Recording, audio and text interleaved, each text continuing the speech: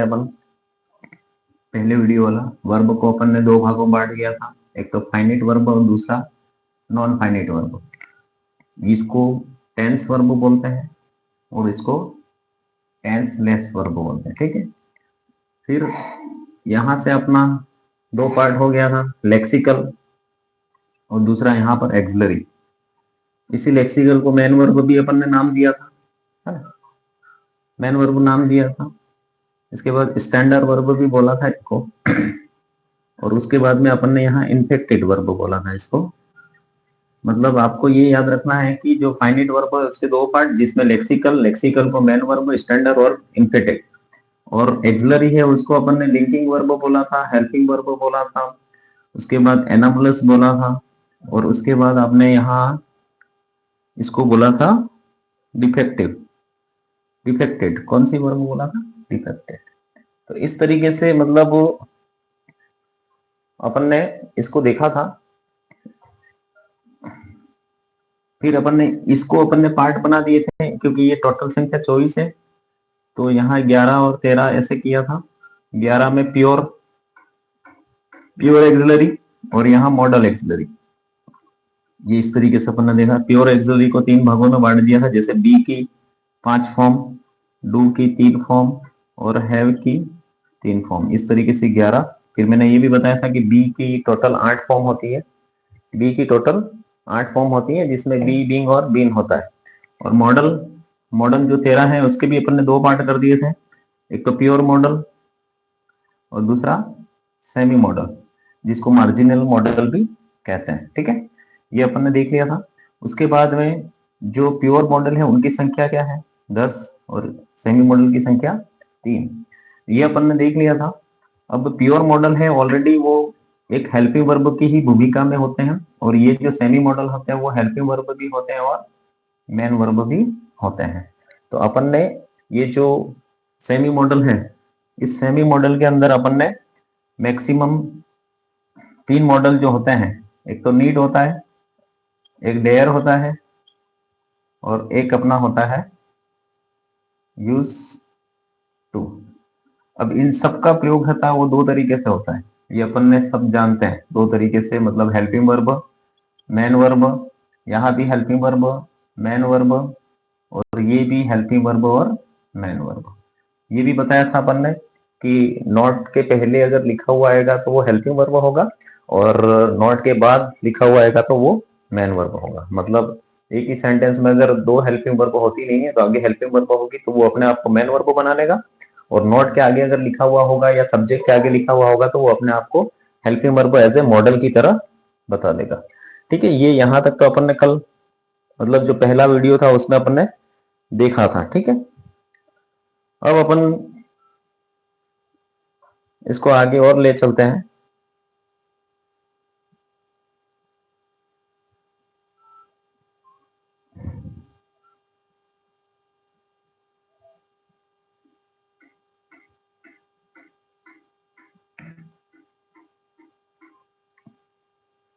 यहां तक तो अपन ने क्लियर कर लिया था। अब अपन आगे इसका जो दूसरा पार्ट है, जो मॉडल का सेमी मॉडल देख लिया था, और अपन इसका दूसरा पार्ट है उसको कहते हैं प्योर मॉडल। तो अब अपन प्योर मॉडल की ओर चलेंगे। ध्यान रखना है कि मॉडल की उत्पत्ति कहां से हुई? वर्ब से हुई। मॉडल एक तरह से वर्ब का काम करता है, ये अपन को याद रखना। ठीक है, और वर्ब का काम करता है इसका मतलब यह है कि वो पूरी तरीके से उसकी भूमिका हेल्पिंग वर्ब और मेन वर्ब दोनों तरीके की होती है। जिसमें सेमी मॉडल होता है वो एज ए मेन वर्ब की तरह भी काम करता है और हेल्पिंग वर्ब की तरह काम करता है, लेकिन जो प्योर मॉडल होते हैं वो सारे हेल्पिंग वर्ब की ही भूमिका में होते हैं, मेन वर्ब की भूमिका में नहीं। इस तरीके से अपन ने इसको देखा था। अब अपन चलते हैं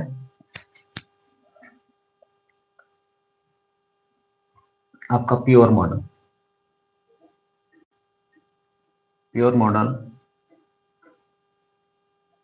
हाँ, प्योर मॉडल में टोटल अपने पास में 10 लोग हैं, और 10 लोग में अपन सबसे पहले चलते हैं विल और शेल पे। किस पे? विल और, हाँ। तो अब अपना दूसरा जो मॉडल का दूसरा भाग है प्योर मॉडल, और प्योर मॉडल में भी कौन सा अपन देख रहे हैं 10 भाग, 10 भाग में से व्हील और शेल। अब आपको समझना क्या है कि व्हील और शेल, अब एक्चुअल में ये क्या होता है, व्हील और शेल है वो, इनका प्रयोग दो तरीके से होता है। एक तो ये टेंस में भी होता है, और टेंस कौन सा, फ्यूचर, और दूसरा इसका प्रयोग मॉडल में होता है। तो अपन को इसको दो तरीके से देखना है। कितने तरीके से देखना है, दो तरीके से देखना है कि व्हील और शेल का प्रयोग अपन को करना कैसे है। तो अपन को ये याद रखना है कि जब भी, एक पॉइंट अच्छा सा याद रखें कि जब भी आई और वी, आपके जो प्रोनाउन है आई और वी, अगर आई वी के साथ में अगर शेल लिखा हुआ आता है, क्या लिखा हुआ आता है, शेल, और दूसरे जितने भी सब्जेक्ट हैं आई वी को छोड़ के, जितने अदर सब्जेक्ट हैं, है ना, उनके साथ में अगर विल लिखा हुआ आता है, क्या लिखा हुआ आता है, विल, मतलब अच्छे से समझना है इसको, क्योंकि इसका प्रयोग होता है वो फ्यूचर टेंस में भी होता है और मॉडल में भी होता है। तो कौन सा सेंटेंस आपका फ्यूचर टेंस का है और कौन सा आपका मॉडल का है, वो आपको इसमें ध्यान रखना है। तो आपको याद रखना है कि जब भी आई और वी के साथ में क्या, शेल, और बाकी सबके साथ में क्या, विल लिखा हुआ है, तो फिर ये याद रखना कि ये आपका हमेशा क्या है, फ्यूचर टेंस है। क्या है ये, फ्यूचर टेंस। ठीक है, आपको ये याद रखना है कि जब भी आई वी का प्रयोग के साथ में अगर मान लो शेल लिखा हुआ आता है और अदर सब्जेक्ट के साथ में विल लिखा हुआ आता है, इसका मतलब आपको ये ध्यान रखना है कि वो फ्यूचर टेंस है। और अगर मान लो आई और वी के साथ में विल लिखा हुआ है, क्या लिखा हुआ है, विल, और बाकी दूसरे सब्जेक्ट के साथ में शेल लिखा हुआ है, इसका मतलब है कि ये क्या है, आपका मॉडल। मतलब आपको ये ध्यान रखना है कि जब भी आई वी के साथ में शेल हो और बाकी सबके साथ में विल हो, तो फिर जैसे यहां पर लिख दिया यू, यू के साथ में क्या आ गया, विल, है ना, आई के साथ में क्या आ गया, शेल, मतलब ये फ्यूचर टेंस की बात करता है। और अगर मान लो यहाँ आई लिखा हुआ है, आई के साथ में क्या लिखा हुआ है, विल, और ही के साथ में क्या लिखा हुआ है, शेल, इसका मतलब ये क्या है, आपका मॉडल। ये आपका क्या है, मॉडल। मतलब अपन को ये याद रखना है कि जब भी आई वी के साथ में शेल आए तो फ्यूचर टेंस, और अदर के साथ में आए तो विल आए तो फ्यूचर टेंस।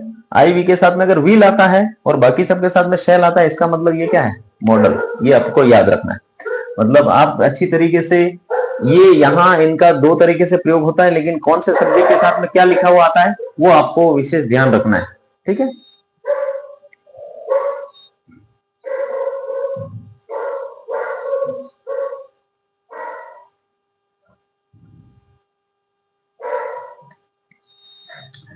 हाँ, बड़े आगे, अब अपन आगे चलते हैं इसका, क्योंकि ये जो आई वी है वो शेल, और अदर के साथ में विल मॉडल, और आई वी के साथ में विल और अदर के साथ में शेल, इसका मतलब ये मॉडल की तरह है। ऊपर वाला आपका फ्यूचर टेंस की बात करेगा, नीचे वाला है आपको मॉडल की बात करेगा। इसलिए अपन को ये विशेष याद रखना है, क्योंकि ये विल शेल का प्रयोग दो तरीके से होता है, और दो तरीके से होता है, इसलिए थोड़ा सा अपना कंफ्यूजन रहता है, इसलिए आप थोड़ा सा इसको विशेष करके ध्यान रखेंगे। ठीक है,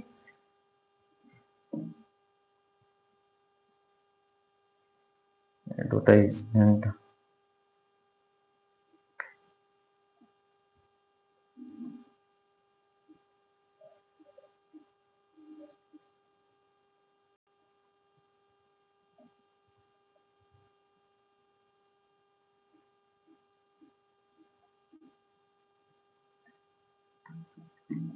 हाँ, आगे बढ़े अपन। अब शुरू करते हैं आगे, कि जैसे मैंने लिखा, सेंटेंस लिखता हूं मैं, आई गो टू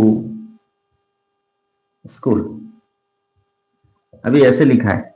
अभी मुझको इसको फ्यूचर टेंस की तरह लिखना हो, फ्यूचर टेंस की तरह लिखना हो, तो मैं यहां क्या लगाऊंगा, इन दोनों में से। अगर मुझे इसको फ्यूचर टेंस की तरह लिखना है, अब आई सब्जेक्ट है, अब मुझे इसे फ्यूचर टेंस की तरह लिखना है, तो मैं यहाँ कौन सा, विल लिखूं या शेल, क्या लिखेंगे अपन, क्या लिखेंगे बताओ, आइडिया करो, देखे जरा। अगर आप स्कूल जा रहे हैं और यहाँ पर फ्यूचर टेंस की तरह मुझे बताना है, तो मैं यहाँ क्या लिखूंगा। और अगर इसको, इसी सेंटेंस को मुझे अगर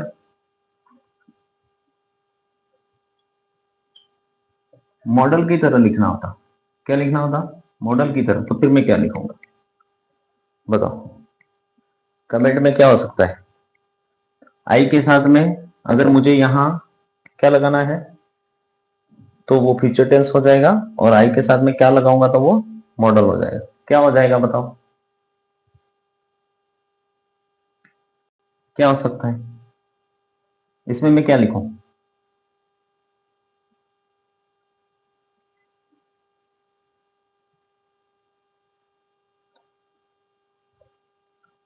फर्स्ट में तो क्या आएगा, शेल, तो ये क्या बन गया, फ्यूचर टेंस। और दूसरे में क्या लिखेंगे, विल लिखेंगे, तो ये क्या हो जाएगा, क्या हो जाएगा, दूसरे में विल लिखेंगे तो क्या हो जाएगा, शेल।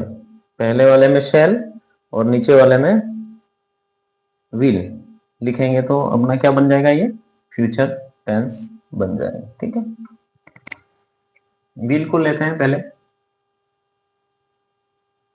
पहले तो ये क्लियर हो गया आपके दिमाग में कि जब विल और शेल फ्यूचर टेंस की तरह आएंगे तो आई और वी के साथ में क्या आना चाहिए, सेल। और मॉडल की तरह आएंगे तो आई और वी के साथ में क्या आना चाहिए, विल। बाकी सबके साथ में। अब अपना विल के साथ में अपन कैसा कॉन्सेप्ट लेते हैं, तो अब इसका ध्यान रखना है कि अपन को जब भी विल का प्रयोग करते हैं तो अपन को इसका क्या कॉन्सेप्ट है ना, इसका कॉन्सेप्ट और जो नोशन है उसकी जानकारी अपन को होनी चाहिए। किसकी जानकारी होनी चाहिए, कॉन्सेप्ट। कॉन्सेप्ट का मतलब मैंने कल बताया था अवधारणा, और नोशन का मतलब होता है धारणा। नहीं, ये अपन ने पहले ही बात कर रखी है। अब इसके कॉन्सेप्ट और क्या होगा, तो पहला कॉन्सेप्ट आपको याद रखना है कि जब भी कोई थ्रेट, थ्रेट का मतलब होता है धमकी, थ्रेट का मतलब होता है धमकी देना। ठीक है, अभी धमकी देना जैसे मैंने लिखा है, आई विल किल यू। अब ये जैसे मैंने लिखा है आई विल किल यू, इसका मतलब है कि यहां पर आई के साथ में क्या लगा दिया, विल, और सामने वाले को अपन क्या दे रहे हैं, धमकी, है ना। तो आई के साथ में विल लगा हुआ है और सामने वाले को अपन क्या कर रहे हैं, धमकी दे रहे हैं। अब यहां पर आपको पता होना चाहिए कि अगर यहाँ शेल लिखा हुआ आता तो वो फ्यूचर टेंस की बात करता, लेकिन यहाँ क्या लिखा है, इसने विल लिखा है, और विल लिखा है इसका मतलब ये क्या है, आपका मॉडल, है ना। अगर मान लो जैसे मैंने यहां ऐसे लिख दिया, आई सेल किल यू। अब आई शेल किल यू का मतलब, अब यहां ये लिखा हुआ था, ये जो सेंटेंस है वो पूरी तरीके से कैसा होगा, फ्यूचर टेंस होगा, और यहां पर ये क्या होगा, मॉडल होगा। क्यों, क्योंकि मैंने पहले ही कहा कि आई के साथ में, आई और वी के साथ में शेल आता है तो मतलब वो फ्यूचर टेंस, और आई और वी के साथ में अगर विल आता है तो वो आपका मॉडल, है ना। इस तरीके से अपन को ध्यान रखना है। मतलब विल का प्रयोग होता है, वो पहला कॉन्सेप्ट कौन सा होता है, धमकी देने में भी अपन विल का प्रयोग करते हैं। ठीक है, ये याद रखना। दूसरा आप याद रखेंगे इसका दूसरा कॉन्सेप्ट, प्रॉमिस करने में। अभी सेंटेंस में किस तरीके की बात हो, प्रॉमिस की बात हो, प्रॉमिस की बात हो तब भी अपन को किसका प्रयोग करना है, विल का करना है। लेकिन एक बात खास याद रखना कि आई और दूसरा वी, इनके साथ ही अगर विल आएगा तो वो मॉडल की तरह यूज होगा। आई और वी के साथ में अगर ये आता है तो विल के साथ में। अब दूसरा कॉन्सेप्ट क्या है, पहला तो था धमकी देने का, दूसरा है प्रॉमिस। प्रॉमिस अगर किसी के साथ में करते हैं तब आई के साथ में अगर विल लिखा हुआ आता है तो वो विल एक तरह से मॉडल होता है। जैसे मैंने कहा, I will give you a pen. अब यहां लिखा हुआ है, अब आई के साथ में क्या लिखा हुआ है, विल। अब विल लिखा हुआ है, इसका मतलब ये क्या है, एक तरह से मॉडल। क्या है ये, मॉडल। विल के साथ में लिखा हुआ है, इसका मतलब क्या है, ये मॉडल। अब दूसरा सेंटेंस जैसे मैंने यहां लिखा, अभी वी के साथ में मैंने क्या लिख दिया, विल, है ना, arrange a party for us. अब इस तरीके से लिखा हुआ है। अभी यहां पर वी के साथ में अगर शेल आता तो क्या बन जाता, वो फ्यूचर टेंस। और अगर ये आई और वी के साथ में विल दिया हुआ है, इसका मतलब है कि यहां पर जो विल है वो किस भूमिका में है, मॉडल की भूमिका में। ये याद रखना। मतलब आपने यहां देख लिया क्या कि मॉडल की तरह अगर यूज करना है तो आई और वी का प्रयोग हमेशा किसके साथ में होगा, किसके साथ में होगा, शेल सॉरी विल के साथ में। और आई और वी के साथ में अगर शेल लिखा हुआ है इसका मतलब वो फ्यूचर टेंस है। तो अभी यहाँ विल का पहला कॉन्सेप्ट क्या है, पहला कॉन्सेप्ट आपका ये है कि आई और वी के साथ में अगर विल लगता है तो वो धमकी देने के लिए भी काम में लिया जा सकता है, और दूसरा प्रॉमिस देने के लिए भी काम में लिया जा सकता है। बताओ यहां तक कोई जानकारी में कोई दिक्कत है क्या है। तीसरा कॉन्सेप्ट विल का प्रयोग किसके साथ में होता है तो आपको याद रखना है, किसके साथ में, determination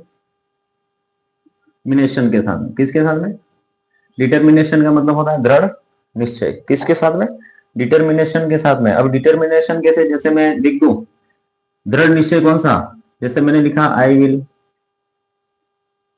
pass the school teacher exam. अभी मैंने यहां लिखा हुआ है तो मैंने आई के साथ में क्या लगा दिया, विल, और विल बता दिया है। तो यहां पर ये जो इस सेंटेंस का जो नोशन निकल रहा है या जो कॉन्सेप्ट निकल रहा है वो क्या निकल रहा है, डिटरमिनेशन वाला। कैसा निकल रहा है, मैंने कहा I will pass the school teacher exam, मतलब मैंने दृढ़ निश्चय कर लिया है कि मैं क्या है स्कूल टीचर का एग्जाम क्या कर लूंगा, पास कर लूंगा, है ना। तो डिटरमिनेशन बताने के लिए भी अपन किसका प्रयोग करते हैं, विल का।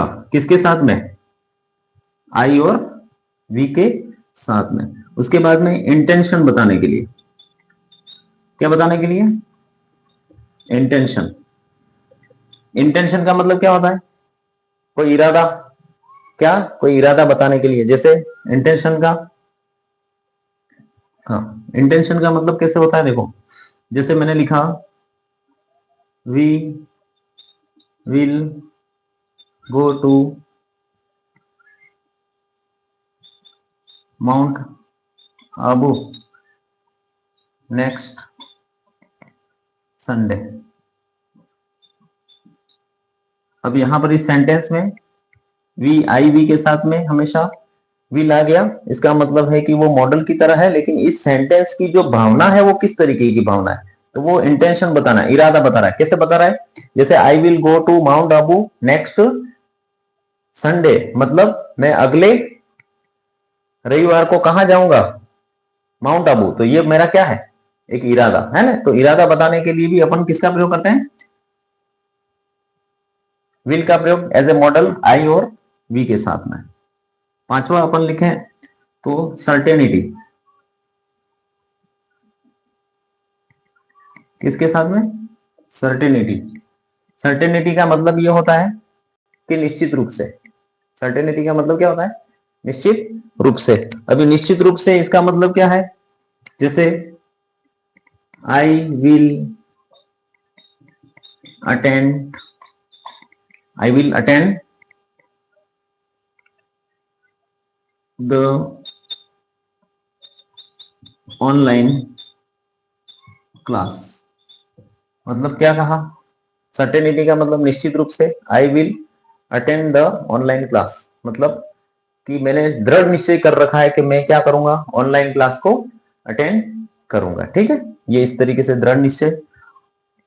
बताओ यहां तक, मतलब आपको ये याद रखना है कि कॉन्सेप्ट यहां से जो नोशन मैंने, क्योंकि आपको ये इसलिए बता रहे हैं क्योंकि आपको 6 तरीके से प्रश्न आएंगे। मान लो आपको सीधा सा सेंटेंस दे दिया और उसका नोशन पहचान के अपन को ये लगाना है, तो आपको याद रखना है कि अगर डिटर्मिनेशन होता है, इंटेंशन होता है, सर्टेनिटी होता है, या फिर आपका थ्रेट धमकी वाला होता है, या प्रोमिस वाला होता है, तो इन सब के साथ में अपन को क्या लगाना है, आई और वी अगर सब्जेक्ट में दे रखा है तो किसका प्रयोग करना है, विल का प्रयोग करना है। ये अपन को याद रखना है क्योंकि ये इस तरीके के नोशन है। बताओ आगे बढ़े क्या है, रिक्वेस्ट का कौन सा प्रयोग, रिक्वेस्ट। अगर रिक्वेस्ट वाली मीनिंग भी आती है तब भी अपन को विल का प्रयोग करना है। लेकिन अब यहां पर आपको याद रखना है कि रिक्वेस्ट, रिक्वेस्ट, अब रिक्वेस्ट है उसमें आपको कितने, 6, कितने मॉडल, 6 मॉडलों का प्रयोग होता है जो रिक्वेस्ट के साथ में होता है। अभी जैसे विल का भी प्रयोग होता है, वुड का भी प्रयोग होता है ना, मे का भी प्रयोग होता है, माइट का भी प्रयोग होता है। उसके बाद में आप देखें, मे का हो गया, मे का हो गया, माइट का हो गया, उसके बाद में कैन का और वुड। कितने, मतलब 6 मॉडलों का प्रयोग होता है एक रिक्वेस्ट में। अब अपन को पता कैसे लगेगा कि कौन सी रिक्वेस्ट में कौन सा मॉडल लगाएंगे, तो इन सब का मतलब अपन को थोड़ा थोड़ा पता होना चाहिए कि कौन सा मॉडल है वो कब किस तरीके से यूज में लिया जाता है। जैसे अभी अपन यहां पढ़ रहे हैं व्हील। अब व्हील का मतलब ये है ऑथोरिटी। ऑथोरिटी का मतलब ये होता है किसी पे अधिकार। अब अधिकार अपन किस पे कर सकते हैं, अधिकार अपनी पत्नी, माता पिता, या अपना घर का कोई मेंबर होता है जिसको अपन कह सकते हैं कि जैसे अपन कहीं बाहर से आए और बाहर से आने के बाद में अपन कहेंगे कि लाओ मुझे पानी, प्लीज गिव मी 1 गिलास वाटर। अब ये अपन हर जगह बोल सकते हैं क्या, या हर जगह यूं कह सकते हैं मुझे नींबू पानी पिला दो? किसको कह सकते हैं, उन्हीं को कह सकते हैं जिनके साथ में अपना अधिकार वाली बात आती हो। तो जहां पर अधिकार वाली रिक्वेस्ट आती है, मतलब ऐसी रिक्वेस्ट जहां पर अपन अधिकार जता सकते हैं, तो वहां पर अपन किसका प्रयोग करते हैं, विल का। और दूसरा वुड, वुड का मतलब ऑफर, ऑफर या इनविटेशन, ऑफर या इनविटेशन के साथ में। मतलब जैसे अपन खाना खा रहे हैं और या कुछ और चीज खा रहे हैं, तो अपन किसी को क्या करते हैं, है ना, प्लीज टेक इट, मतलब अपन उसको क्या कर रहे हैं, ऑफर कर रहे हैं। या किसी को इनविटेशन देने, शादी ब्याह में आ रहे हैं तो please come in my marriage party, है ना। तो ये इस तरीके से अगर ऑफर और इनविटेशन वाली कोई बात हो रही हो, तो वहां पर ऐसी रिक्वेस्ट जब की जा रही हो तो अपन किसका प्रयोग करेंगे, वुड का। और ऑथोरिटी मतलब किसी पे अधिकार वाली बात हो रही हो, तो वहां पर अपन विल का प्रयोग करेंगे, है ना। इस तरीके से अपन को ध्यान रखना है। और मे का प्रयोग, मे का प्रयोग कैसे करते हैं, जैसे परमिशन, परमिशन कहो या रिक्वेस्ट कहो, बात एक ही है। मतलब अपन जैसे बच्चा स्कूल में आता है तो मे आई कम इन सर, तो मे आई, है ना, कम इन, इस तरीके से रिक्वेस्ट। इस तरीके से जब रिक्वेस्ट बात हो रही हो और पीछे सर या ऐसा मैडम ऐसा कुछ लगा हुआ हो, इसका मतलब है कि वहां पर आपको किसका प्रयोग करना है, मे का प्रयोग करना है जब रिक्वेस्ट हो रही हो। पहले रिक्वेस्ट कौन सी, जब आप ऑथोरिटी, किसी को अधिकार। दूसरी वुड में कैसे होगा, किसी को ऑफर या इनविटेशन दे रहे हो तब। और मे का प्रयोग कब होगा, जब किसी को परमिशन लेनी हो, या मतलब उसके पीछे जब अपन किसी को बोलते हैं प्लीज कम इन, है ना। तो यहाँ जब आपको ध्यान रखना है कि पीछे जब भी परमिशन वाली बात हो रही हो, पीछे सर मैडम दे रखा हो, तो वहां पर अपन को किसका प्रयोग करना है, मे का प्रयोग करना है। और मे, और दूसरा तीसरा जो है अपने पास में माइट। माइट का मतलब ये होता है हेजिटेशन। कैसा, हेजिटेशन। हेजिटेशन का मतलब क्या होता है, थोड़ी सी झिझक। मतलब अपन किसी को रिक्वेस्ट करते हैं, तो अगर किसी अनजान व्यक्ति से या इस तरीके की रिक्वेस्ट करते हैं तो थोड़ा अपन को हेजिटेशन होता है। या फिर किसी पहचान वाले से भी जब अपन रिक्वेस्ट करते हैं और कोई ऐसी चीज मांग रहे, जैसे कहीं बाहर जाना हो और अपन उसको कहते हैं कि वाह प्लीज आपकी गाड़ी मिल सकती है क्या। अब ये गाड़ी क्या है, उसको मांगते मांगते हो सकता है वो दे के नहीं दे, तो थोड़ा सा मन में क्या होता है, हेजिटेशन। मतलब ऐसी रिक्वेस्ट करना जहां पर थोड़ी सी आपको हेजिटेशन जैसी महसूस होती है, तो वहां पर अपन को किसका प्रयोग करना है, माइट का प्रयोग करना है। अब अगला जो है वो कैन।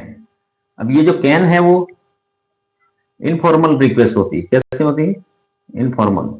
इनफॉर्मल रिक्वेस्ट का मतलब ये होता है कि अपन किसी के साथ में रिक्वेस्ट करते हैं, किसी से रिक्वेस्ट करते हैं, लेकिन वो रिक्वेस्ट में अपन किसी का नाम लिखा हुआ है ना। जैसे यहाँ पर रोहन लिखा हुआ आया।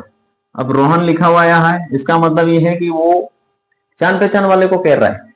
तो यहाँ पर इनफॉर्मल का जब भी जान पहचान वाले के साथ में रिक्वेस्ट की जाती है, तब अपन किसका प्रयोग करते हैं, कैन का। और कुड का प्रयोग कब करते हैं, जब कोई पोलाइट रिक्वेस्ट होती है। पोलाइट रिक्वेस्ट मतलब आप could you could I use your pen please, ऐसा मतलब पोलाइट वाली रिक्वेस्ट करते हैं तब अपन किसका प्रयोग करते हैं, कुड का। मतलब आप ध्यान रखें कि रिक्वेस्ट का प्रयोग अपन करने के लिए, एक रिक्वेस्ट वाली बात जब अपन किसी के सामने रिक्वेस्ट करते हैं तो उसमें कितने मॉडल का उपयोग करते हैं अपन, 6 मॉडल। पहला मॉडल विल, विल का मतलब किसी भी अधिकार बता सकते हैं, उस तरीके के मॉडल के लिए अपन को विल का प्रयोग करते हैं। वुड का मतलब किसी को अपन ऑफर करते हैं, प्लीज टेक इट, है ना, या इनविटेशन देने के लिए please come in my party, या फिर मैं किसी से परमिशन मांग रहे हैं, और परमिशन मांग रहे हैं उसमें भी क्या है कि अपन किसी को वहां संबोधित करते हैं, जैसे प्लीज मैं आई कम इन सर, इस तरीके से। माइट का प्रयोग क्या, किसी चीज को अपन मांगते सामने वाले से तो अपने मन में हेजिटेशन पैदा होता है। हेजिटेशन मतलब उसकी ऐसी कोई चीज मांग रहे हैं जो अपन को मांगते समय शायद वो हाँ कहेगा ना कहेगा, वो थोड़ा सा झिझक रहता है, तो उस तरीके से हेजिटेशन रहता है। और कैन का प्रयोग कब करते हैं, जब इनफॉर्मल रिक्वेस्ट की जाती है ना, मतलब ऐसी रिक्वेस्ट जो अपन किसी जान पहचान वाले के साथ में कर सकते हैं, है ना। वहां पर किसी का नाम लिखा हुआ होता है, क्योंकि अपन हर किसी को तो रिक्वेस्ट कर नहीं सकते हैं, जान पहचान वाले से रिक्वेस्ट कर सकते हैं उस तरीके से। और हर तरीके से रिक्वेस्ट, अगर मान लो किसी अनजान से रिक्वेस्ट कर रहे हैं, तो अनजान से रिक्वेस्ट कर रहे हैं तो वहां पर अपन को ये ध्यान रखना है कि मैं माइट का ना, अभी किसी से मांग रहे हैं तो हेजिटेशन वाली बात होगी नहीं, ठीक है।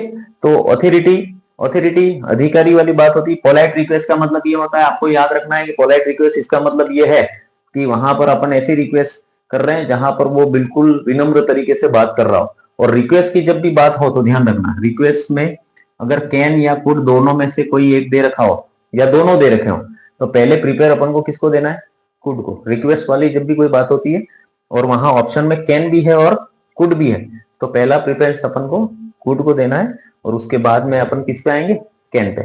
तो आपको ये याद रखना है कि रिक्वेस्ट में अगर दोनों साथ में है तो ये इसको पहले प्रिफरेंस दे। बताओ आगे अपन इसमें आगे बढ़े क्या, आगे बताओ, देखें क्या है, समझ में आया क्या, रिक्वेस्ट में कितने मॉडल का उपयोग होता है, बताओ देखें जरा।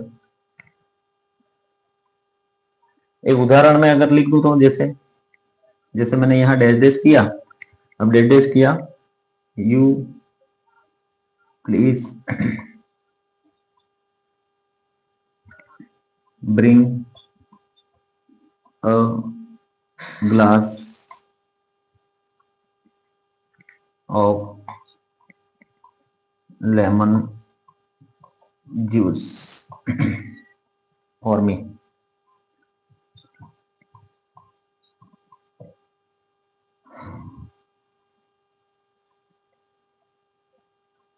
बताओ क्या करें, क्वेश्चन मार्क। अब बताओ यहां पर मैंने कहा यू प्लीज, रिक्वेस्ट है, प्लीज आ गया मतलब request, bring a glass of lemon juice for me. अब यहां पर मैंने सामने वाले को ये कहा कि मेरे लिए एक ग्लास नींबू पानी लेके आओ। अब नींबू पानी है वो अपन किसी के वहां मेहमान जाते हैं तो मांग सकते हैं क्या, कहाँ मांग सकते हैं अपन, डायरेक्ट आते ही घर में कहते हैं मेरे को एक नींबू पानी का गिलास पिला दो, तो वो कहाँ हो सकता है ना। तो यहाँ अपन कौन सा मॉडल लिख सकते हैं इन 6 में से, इन 6 में से कौन सा मॉडल लिख सकते हैं बताओ, है ना। तो बहुत बढ़िया, विल का प्रयोग करेंगे। मतलब मालूम पड़ गया है आपको कि रिक्वेस्ट मतलब कि कितने मॉडल याद रखते हैं अपन को, रिक्वेस्ट मतलब 6, है ना। और 6 मॉडल ये आपके सामने लिखे हुए हैं, और कौन सी रिक्वेस्ट होने पे कौन सा मॉडल लिखा जाता है वो आपको ये थोड़ा सा ध्यान रखना है, ठीक है। आगे बढ़े क्या, 7वां तरीका, 7वां तरीका, 7वें तरीके में क्या है, ऑब्स्टिनेशन। ऑब्स्टिनेशन का भाव जब आता है वाक्य में, ऑब्स्टिनेशन का भाव जब वाक्य में आता है तब भी अपन किसका प्रयोग करते हैं, विल का। अब ऑब्स्टिनेशन का मतलब क्या होता है, ऑब्स्टिनेशन का मतलब होता है अड़ियल, अड़ियल या जिद्दी। क्या, अड़ियल या जिद्दी, मतलब यह है ऑब्स्टिनेशन। अड़ियल या जिद्दी वाला भाव भी आता है, जैसे मैंने किसी को कहा कि भाई तू टाइम पे जल्दी आना है, लेकिन वो फिर भी रोज के रोज क्या है, लेट ही आता है। या मैंने किसी को कहा कि भाई तू जल्दी उठना, तो फिर भी उसका हमेशा उठना लेट रहता है। तो उस ऑब्स्टिनेशन वाला जब मीनिंग आता है उस सेंटेंस में, तब भी अपन किसका प्रयोग करते हैं, विल का प्रयोग करते हैं ना। तो ऑप्टिनेशन जैसे मैंने यहाँ यूं कहा, और एक बात ये अच्छे से याद रखना इसके बारे में, इस ऑप्टिनेशन के बारे में, अभी अपन ने जितना भी 6 रूल्स पढ़े उस 6 रूल्स में आई और वी के साथ में ही अपन ने क्या लिखा, शेल, सॉरी क्या लिखा, विल लिखा, क्या लिखा, विल लिखा मॉडल की तरीके से। लेकिन जब वो ऑप्टिनेशन वाली कोई अड़ियल जिद्दीपन वाली बात होती है तो सारे जितने भी प्रोनाउन है, जितने भी नाउन है, उन सब के साथ में अपन किसका प्रयोग कर सकते हैं, विल का। जैसे यहां लिखा गर्ल्स विल बी गर्ल्स, देखो अब यहां पर क्या लिखा हुआ है, गर्ल्स। अब गर्ल्स के साथ भी अपन ने क्या लगा दिया, विल, तब भी ये मॉडल की भूमिका में। अपन को ये याद रखना है कि आई वी के साथ में विल होता तो मॉडल ही है, लेकिन अगर मान लो इस आई वी के अलावा भी और किसी के साथ में भी अगर विल का प्रयोग हो गया तो समझ लेना है कि उस सेंटेंस में कौन सी मीनिंग आ रही है, ऑप्टिनेशन वाली, मतलब अड़ियल या जिद्दीपन वाली, है ना। जैसे यहां लिख दिया मैंने some boys will come late, मतलब यहां क्या कह दिया, some boy will come late. अब ये सम बॉय के साथ में यहां विल लिख दिया है, तो अब ये याद रखना है कि यहां जो ये विल का प्रयोग है और ये इस वाक्य का जो नोशन है या धारणा है वो कैसी है, ऑप्टिनेशन वाली। कैसी है, ऑप्टिनेशन वाली, ऑप्टिनेशन वाली है। इसका मतलब ये आपको अच्छे से याद रखना है कि यहां पर अपन किसी भी यहां पर सब्जेक्ट के रूप में कुछ भी आता है तब भी अपन किसका प्रयोग कर सकते हैं, विल का। बाकी सब में तो अपन ने बताया कि आई और वी के साथ में विल होता है, लेकिन जब भी ऑप्टिनेशन वाला उस वाक्य का कॉन्सेप्ट या नोशन लिखा हुआ, जैसे ये वाक्य लिखा हुआ है, अब इस वाक्य का अगर कॉन्सेप्ट पूछा जाए तो आपको ये कॉन्सेप्ट कैसा है, ऑप्टिनेशन वाला। कैसा, ऑप्टिनेशन वाला। इसलिए ऑप्टिनेशन वाला जब भी आता है तो उसके साथ में आपको ये ध्यान रखना है कि कोई भी सब्जेक्ट हो उसके साथ अपन विल का प्रयोग कर सकते हैं, ठीक है, ये याद रखना। एक 8वां और है प्रेडिक्शन। प्रेडिक्शन का मतलब होता है भविष्यवाणी। अगर अपन को भविष्यवाणी करनी है तब भी अपन किसका प्रयोग करते हैं, आई और वी के साथ में एज ए मॉडल की तरह अपन किसका प्रयोग करते हैं, विल का प्रयोग। अभी जैसे देखो यहां जैसे मैंने लिखा I will be a teacher, मतलब क्या भविष्यवाणी की, I will be a teacher, मैं क्या बनूंगा।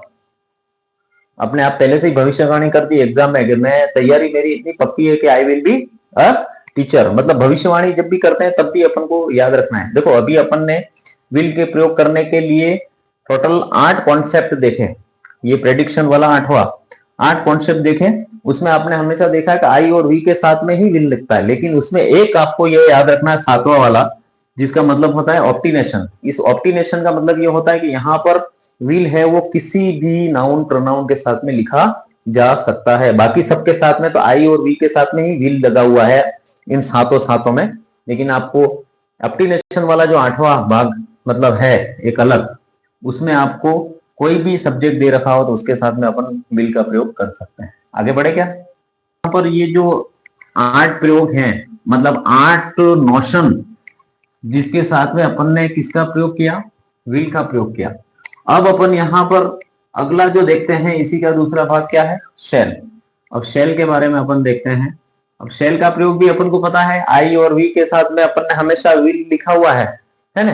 तो वहां पर आपको कौन सा विल का प्रयोग करना है, अब शेल आ गया। अब शेल आ गया इसका मतलब यह है कि यहां पर आपको ये अच्छे से याद रखना है आई और वी ये दोनों नहीं होने चाहिए एज ए मॉडल की तरह। अगर आई और वी के साथ में अगर शेल लगा दिया तो इसका मतलब वो फ्यूचर टेंस बन जाएगा। इसलिए आपको जब मॉडल का प्रयोग करना है तो शेल के साथ में आई और वी होना ही नहीं चाहिए, ये अच्छे से याद रखना। अब जैसे यहां शेल लिखा हुआ है तब इसका प्रयोग भी कैसे होता है, धमकी के लिए होता है। किसके लिए होता है, धमकी के लिए। वहां पर अपन ने विल का प्रयोग भी धमकी के लिए किया था, लेकिन वहां विल के साथ में अपन ने लिखा था आई और वी, लेकिन अब यहां पर धमकी देनी है और शेल है तो फिर अपन को आई भी नहीं होके यहां पर मान लो आपने क्या कर दिया, यू। अब यू के साथ में यहां कर दिया अपन ने शेल, क्या कर दिया, शेल। अब यहां पर आपको ये याद रखना है कि अपन ने क्या किया, धमकी दे दी, है ना। और ये याद रखना कि आपको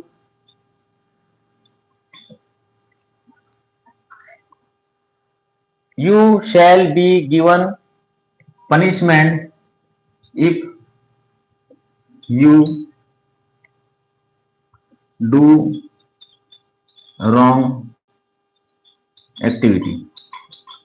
अगर तुम कोई गलत काम करोगे तो तुम्हें क्या मिलेगा? पनिशमेंट मिलेगा। अब पनिशमेंट मिलेगा, लेकिन यहां पर यू के साथ में क्या लगा हुआ है?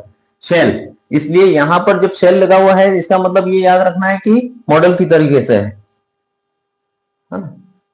थ्रेड है, थ्रेड धमकी। धमकी मैंने पहले ही कहा कि धमकी के साथ में अपन ने विल का भी प्रयोग किया और शेल का भी प्रयोग किया है। विल का भी प्रयोग किया और शेल का भी प्रयोग किया है। लेकिन यहां जब विल का प्रयोग करते हैं तो आई और वी के साथ में होता है, और जब शेल का प्रयोग करते हैं तो आई और वी नहीं होना चाहिए, ये याद रखना।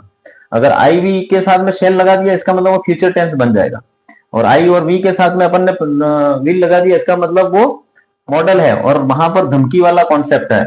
और अगर यहाँ आई और वी को छोड़ के शेल लगा दिया, मतलब यहाँ यू के साथ में लगा दो, वी के साथ सॉरी यू के साथ, दे के साथ, ही शी इट नेम, किसी के भी साथ में लगा दोगे तो यहाँ पर ये शेल है वो मॉडल की तरह काम में आएगा। ठीक है, ये याद रखना। मतलब धमकी देने के लिए विल और शेल दोनों का प्रयोग होता है, लेकिन दोनों का सब्जेक्ट अलग अलग होता है, ये याद रखना। दूसरा, वहां भी पढ़ा अपन ने प्रॉमिस, यहां भी प्रॉमिस है ना।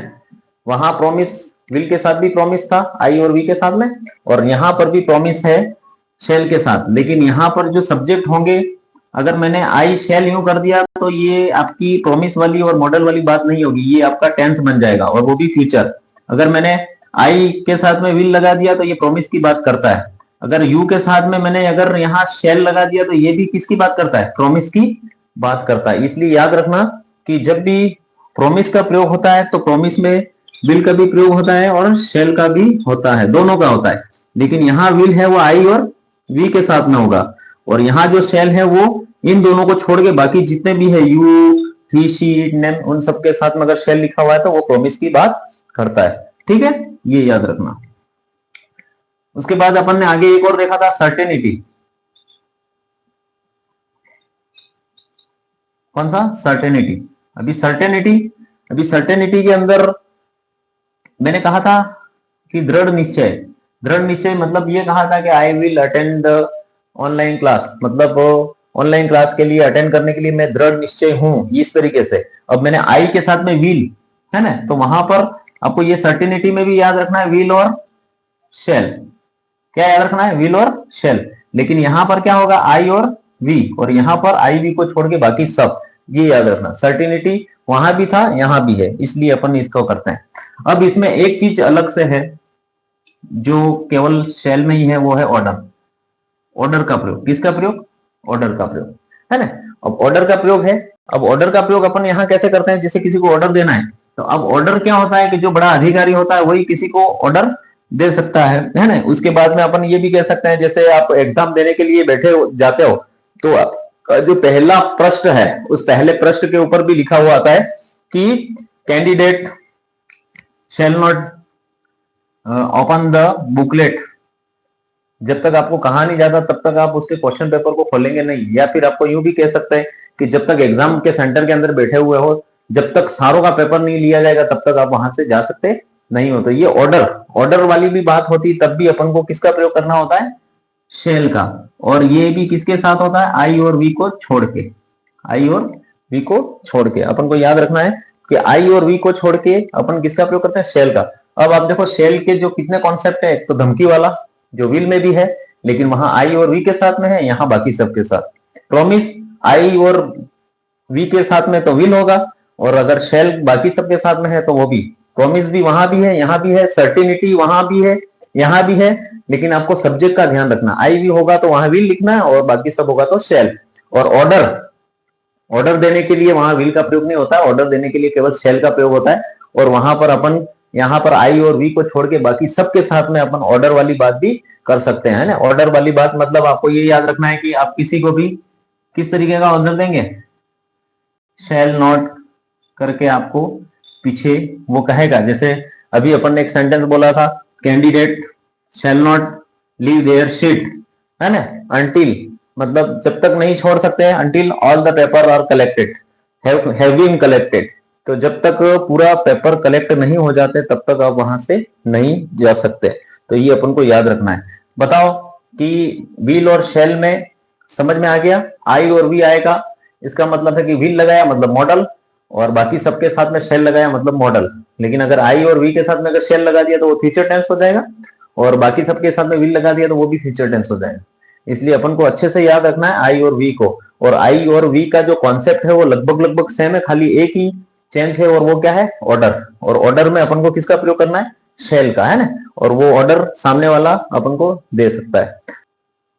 मैं, अब मैं का प्रयोग कैसे करते हैं ये आपको ध्यान रखना। मैं का कॉन्सेप्ट क्या है, मैं का कॉन्सेप्ट या नोशन क्या है, मैं का कॉन्सेप्ट या नोशन क्या है, तो आपको याद रखना है कि मैं का प्रयोग होता है वो एक तरह से, इसको अपन बोलते हैं P4। क्या बोलते हैं, P4। P4 का मतलब होता है कि P वाले 4 लोग हैं इसमें। कितने, 4 लोग। एक तो है permission,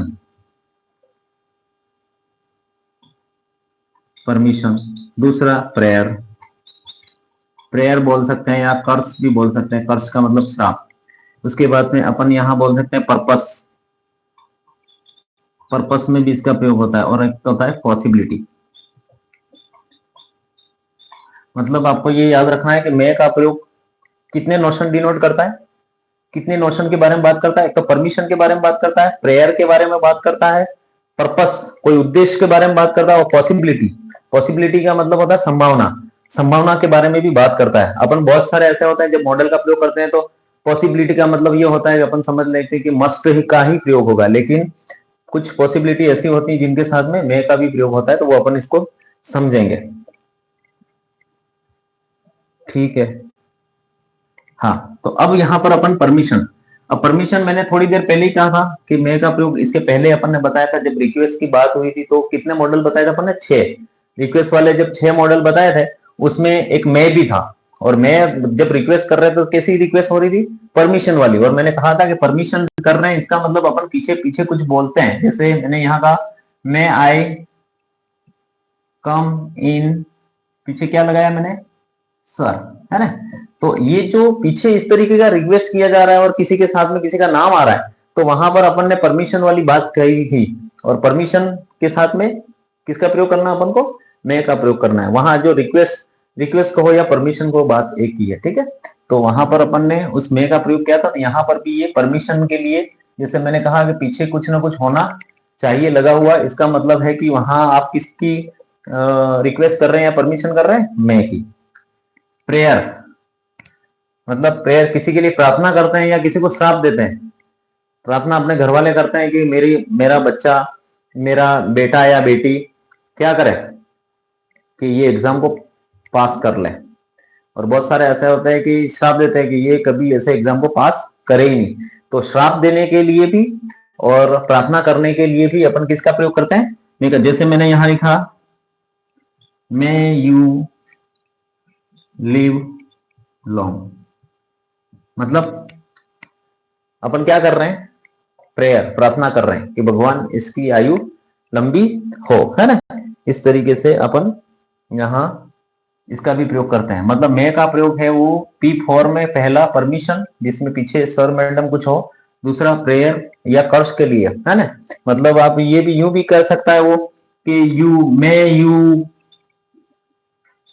may you pass the school teacher exam, या फिर ऐसा भी कह दे may you fail, fail, fail का मतलब उसने क्या दे दिया, श्राप, है ना। तो मतलब आपको प्रार्थना के लिए और श्राप के लिए भी अपन किसका प्रयोग करते हैं, मे का प्रयोग करते हैं। उसके बाद में अपना तीसरा जो पर्पस, पर्पस मतलब कोई उद्देश्य, उद्देश्य जैसे अपन जीने के लिए खाएंगे तो जिएंगे, या फिर अपन कोई तैयारी कर रहे हैं एग्जाम की तो किस उद्देश्य कर रहे हैं, भाई अपन जो तैयारी कर रहे हैं तो वो कोई ना कोई तो उद्देश्य है, या अपन कोई काम करते हैं तो कोई ना कोई उद्देश्य ही करते हैं। तो इसलिए उद्देश्य में जैसे मैंने यहां लिखा वी इट सो डेट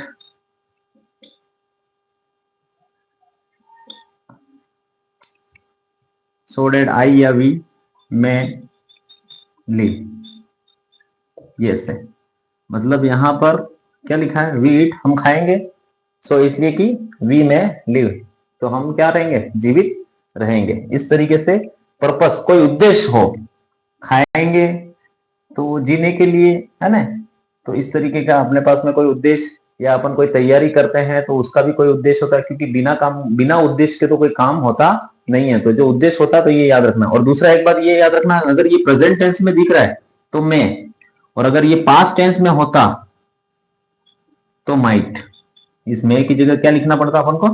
अब ये ए टी ई का मतलब होता है इट की सेकेंड फॉर्म, और सेकेंड फॉर्म इसका मतलब पास्ट है, और जब पास्ट होगा तो यहां में, ये प्रेजेंट फर्स्ट फॉर्म है तो इसलिए अपन ने यहां में लिखा।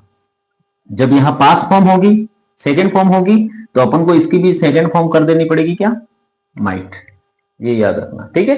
तो बताओ, ये 3 परमिशन के बारे में समझ में आया। रिक्वेस्ट, किसी का पीछे संबोधन होना चाहिए, प्रेयर, प्रार्थना करने के लिए या श्राप देने के लिए, पर्पस, कोई ना कोई उद्देश्य होता है उस तरीके से, और अगला अपने पास में पॉसिबिलिटी। बताओ ये 3 समझ में आए क्या। पॉसिबिलिटी का थोड़ा सा मुझे अलग समझाना पड़ेगा, तो बताओ यहाँ ये 3 समझ में आया हो तो अपन पॉसिबिलिटी के लिए आगे बढ़े। अब अपन यहाँ करते हैं पॉसिबिलिटी।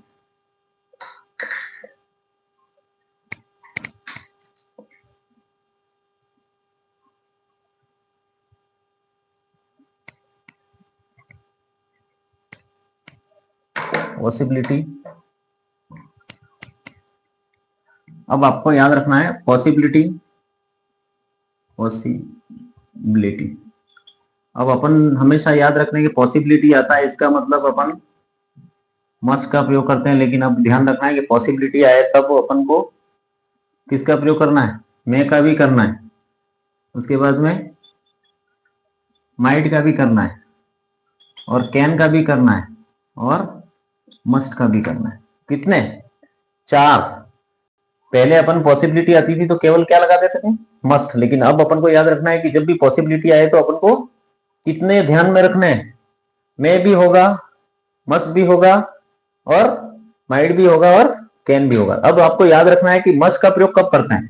मस्ट का प्रयोग करते हैं तब जब आपको याद रखना है कि उस सेंटेंस में स्ट्रॉन्ग पॉसिबिलिटी दे रही हो। स्ट्रॉन्ग मतलब आपको ये याद रखना है कि अगर आकाश में बहुत सारे बादल हैं, काला कलूटा हो गया, इसका मतलब है कि बारिश होने की स्ट्रॉन्ग पॉसिबिलिटी है, तो अपन को वहां पर मस्ट का प्रयोग करना है, ठीक है।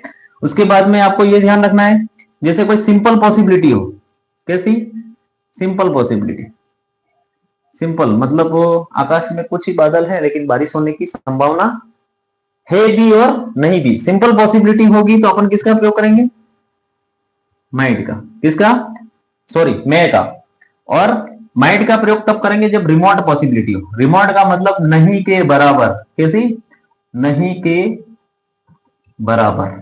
नहीं के बराबर, जब मान लो ऐसा हो कि आकाश बिल्कुल साफ है, इसका मतलब है कि बारिश होने की बिल्कुल रिमोट पॉसिबिलिटी है, मतलब माइट, नहीं के बराबर पॉसिबिलिटी, ठीक है। इस तरीके से याद रखना। और दूसरा, चौथा जो है वो कैन। कैन का मतलब होता है, इसको बोलते हैं थियोरिटिकल पॉसिबिलिटी। कैसी, थियोरिटिकल पॉसिबिलिटी।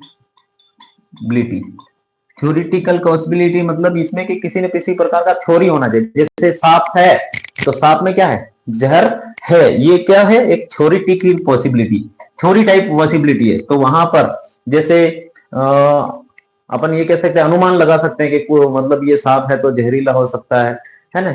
या फिर अपन ऐसी कोई बात करें जो अपन को थ्योरी से संबंधित हो, तो आपको याद रखना है कि अब पॉसिबिलिटी में कितने मॉडल का प्रयोग कर सकते हैं अपन, 4। मस्ट का, माइट का, कैन का, और मे का। मे का प्रयोग तब करेंगे जब बिल्कुल सिंपल सी संभावना हो। कैसी, सिंपल सी संभावना हो तो अपन किसका प्रयोग करेंगे, मे का। और माइट का प्रयोग क्या करेंगे, जब संभावना बिल्कुल ही नहीं बनती हो। कैसी, बिल्कुल भी नहीं बनती हो, तब अपन किसका प्रयोग करेंगे, माइट का।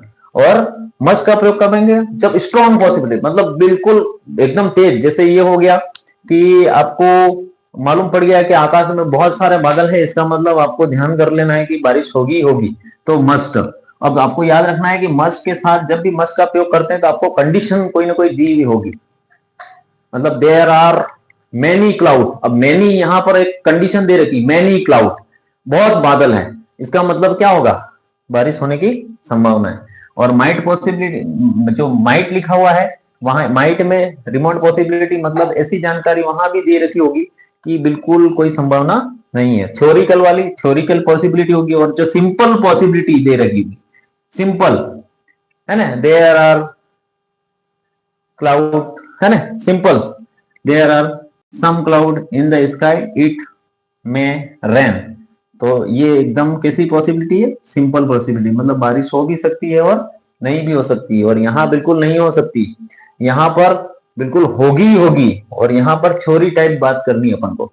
तो बताओ यहाँ पॉसिबिलिटी का, अब अपन को याद रखना है कि पॉसिबिलिटी मतलब not only must, we have three more, which is may, might and can. जो है वो कैन, अगला जो है वो कैन, कौन, कैन। अब कैन के बारे में आपको ध्यान रखना है, इसके कॉन्सेप्ट क्या है, कॉन्सेप्ट मतलब धारणा या इसका नोशन, क्योंकि आपको याद रखना है कि मॉडल जब आपको करने हैं तो उसका कॉन्सेप्ट या नोशन आपको पता होना चाहिए, ठीक है। अब अपन चलते हैं आगे। आगे कैन, कैन जो दे रखा है, अब कैन के अंदर आपको क्या करना है कि कौन कौन से नोशन हो तो उसको अपन आइडिया लगा सकते हैं। मैंने पहले ही कहा कि अपन ने पहले ही पढ़ा था कि एक रिक्वेस्ट, रिक्वेस्ट में कैन था, अभी अपन ने थोड़ी देर पहले पढ़ा था रिक्वेस्ट विल के साथ में, है ना। वहां पर रिक्वेस्ट में 6 मॉडल बताया था आपको, उसमें कैन भी था। अब कैन की रिक्वेस्ट कैसी थी, इनफॉर्मल। इनफॉर्मल का मतलब पीछे किसी का नाम दे रखा होगा या किसी के बारे में बात हो रही होगी, जो जान पहचान वाली बात होगी, तो वहां पर अपन किसका प्रयोग करते हैं, कैन का। इनफॉर्मल रिक्वेस्ट या परमिशन के लिए, ठीक है, मतलब जान पहचान वाले से अगर अपन कोई रिक्वेस्ट कर रहे हैं, जान पहचान वाले से, अनजान से नहीं, जान पहचान वाले से रिक्वेस्ट कर रहे हैं, इसका मतलब आपको ध्यान रखना है वहां पर अपन किसका प्रयोग करेंगे, कैन का प्रयोग करेंगे। जैसे मैं यहां लिख दू, can I use your bike. अब बताओ, मैं बाइक, क्या तुम्हारी बाइक उपयोग कर सकता हूं? अभी मैं हर किसी की बाइक मांग सकता हूं क्या? कोई दे देगा मुझे? तो अपन ये ऐसी रिक्वेस्ट है वो किससे करते हैं, इनफॉर्मल तरीके से, अपने जान पहचान वालों के साथ में। तो आपको याद रखना है कि जब भी कोई ऐसी रिक्वेस्ट हो रही हो जो अपने जान पहचान वालों से हो रही, तो वहां पर अपन को कैन का प्रयोग करना है। दूसरा, अभी अपन ने थोड़ी देर पहले देखा पॉसिबिलिटी। पॉसिबिलिटी में कौन सा था, कितने लोगों का अभी प्रयोग किया अपन ने पॉसिबिलिटी में, बताओ जरा जल्दी। मैंने मिटा दिया अभी, इसलिए आपको याद है कि नहीं ये चेक करते हैं, कितनी पॉसिबिलिटी में कितने मॉडल का उपयोग करता है, और उसमें भी कैन का उपयोग कौन सी पॉसिबिलिटी में करते हैं, बताओ देखें जरा। 4, बिल्कुल 4। अब और कोई बता दो कि ये जो कैन का प्रयोग है वो कौन सी पॉसिबिलिटी में करते हैं, सिंपल पॉसिबिलिटी में, स्ट्रॉन्ग पॉसिबिलिटी में, या रिमोट पॉसिबिलिटी में, या थ्योरिटिकल पॉसिबिलिटी में। थ्योरिटिकल, बिल्कुल सही बात, याद रखा आपने, थ्योरिटिकल पॉसिबिलिटी में, ठीक है, थ्योरिटिकल पॉसिबिलिटी। अब आपको याद रखना है थ्योरिटिकल पॉसिबिलिटी में, अब जैसे थ्योरी होनी चाहिए, जैसे फायर कैन बी डेंजरस, आग क्या है, बहुत खतरनाक है, ये एक थ्योरी है, आग बहुत खतरनाक होती है, आग सबको जलाती है, इसलिए आपको ये याद रखना है कि एज ए थ्योरिकल टाइप है ना। तो आपने देखा कि कैन का प्रयोग रिक्वेस्ट में अपन पहले पढ़ चुके हैं, 6 मॉडल आते हैं रिक्वेस्ट में, लेकिन रिक्वेस्ट में कैन का प्रयोग होता है वो इनफॉर्मल, मतलब जान पहचान वाले लोगों के साथ में। पॉसिबिलिटी, पॉसिबिलिटी में 4 लोग होते हैं, लेकिन कैन का प्रयोग होता है वो थ्योरिटिकल पॉसिबिलिटी के अंदर होता है, ठीक है। तो अब अपन आगे बढ़ते हैं, पॉसिबिलिटी हो गई, उसके बाद में आप तीसरा देखें, एबल, एबिलिटी या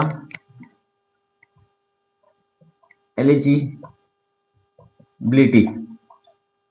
इनके साथ भी किसका प्रयोग करते हैं अपन,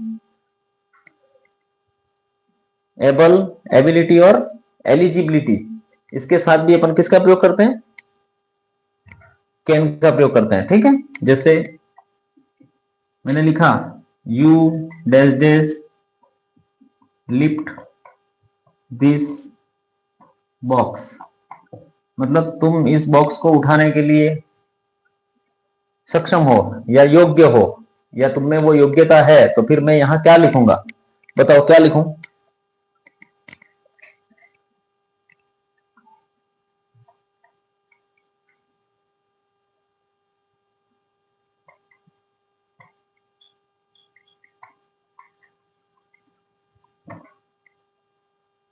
कैन।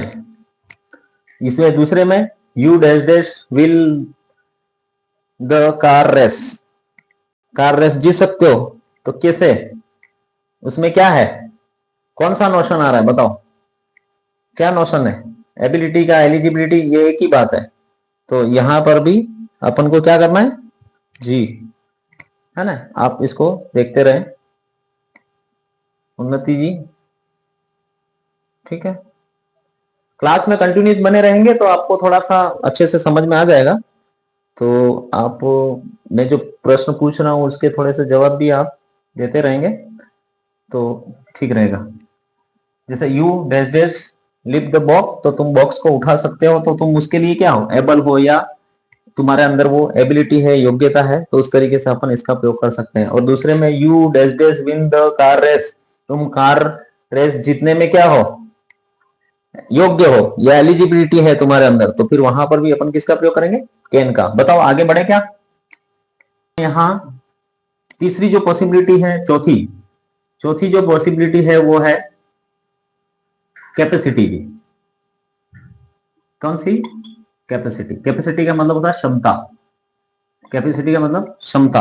अब यहां आप देखें कि जैसे आई डैश डैश ईट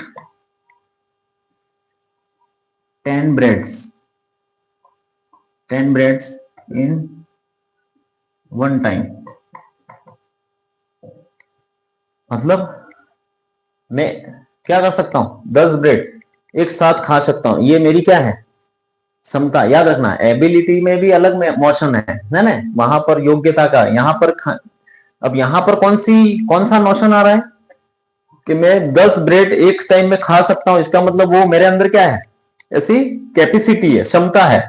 इसलिए अपन को याद रखना है कि ये कैपेसिटी, क्योंकि कभी कभी क्या होता है कि ऐसा दे देता है और पूछता है कि इसमें कौन सा नोशन है, तो फिर अपन को याद रखना पड़ेगा कि इसमें क्या बात हो रही है, क्षमता की बात हो रही है, इसलिए यहाँ कैपेसिटी। अब यहाँ पर कैपेसिटी है वो किसकी ओर जाता है, तो कैन की तरफ। तो अपन यहाँ क्या लिखेंगे, कैन, ये याद रखना है। अभी मैं एक सेंटेंस बोल रहा हूं, जैसे I dash dash drink 10 litre water. अब बताओ इसमें जो नोशन है वो कौन सा है, एबिलिटी का है या कैपेसिटी का है या पॉसिबिलिटी का है, कौन सा है, बता के बताओ। जैसे एबिलिटी, कैपेसिटी या possibility. I dash dash drink 10 litre water in one time, तो इसमें कौन सा नोशन हो सकता है, एबिलिटी, कैपेसिटी या पॉसिबिलिटी, बताओ। कैपेसिटी, बिल्कुल। और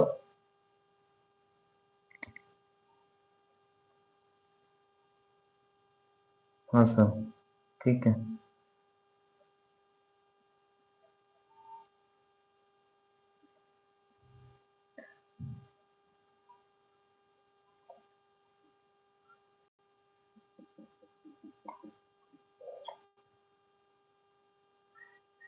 अभी मैंने जो प्रश्न पूछा उसमें एक ही जवाब आया, कैपेसिटी।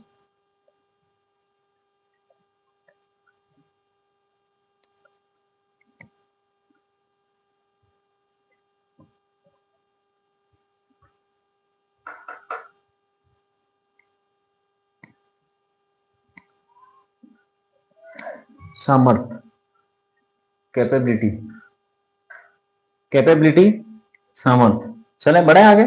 अभी इसमें क्या है, जैसे सामर्थ्य का मतलब ये योग्य है, जैसे कि अपन अंदाजा लगा दे, जैसे कि ऐसा लिखा हुआ है कि किसी व्यक्ति के पास में 20 ट्रक हैं, कितनी, बीस ट्रक है, इसका मतलब वो क्या है, अमीर है ना। तो मतलब आपको ये याद रखना है कि मतलब जैसे यहाँ का कि आप जैसे यहां लिखा मैंने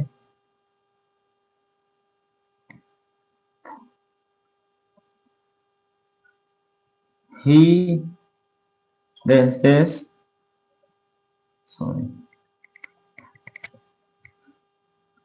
he is a rich man, so he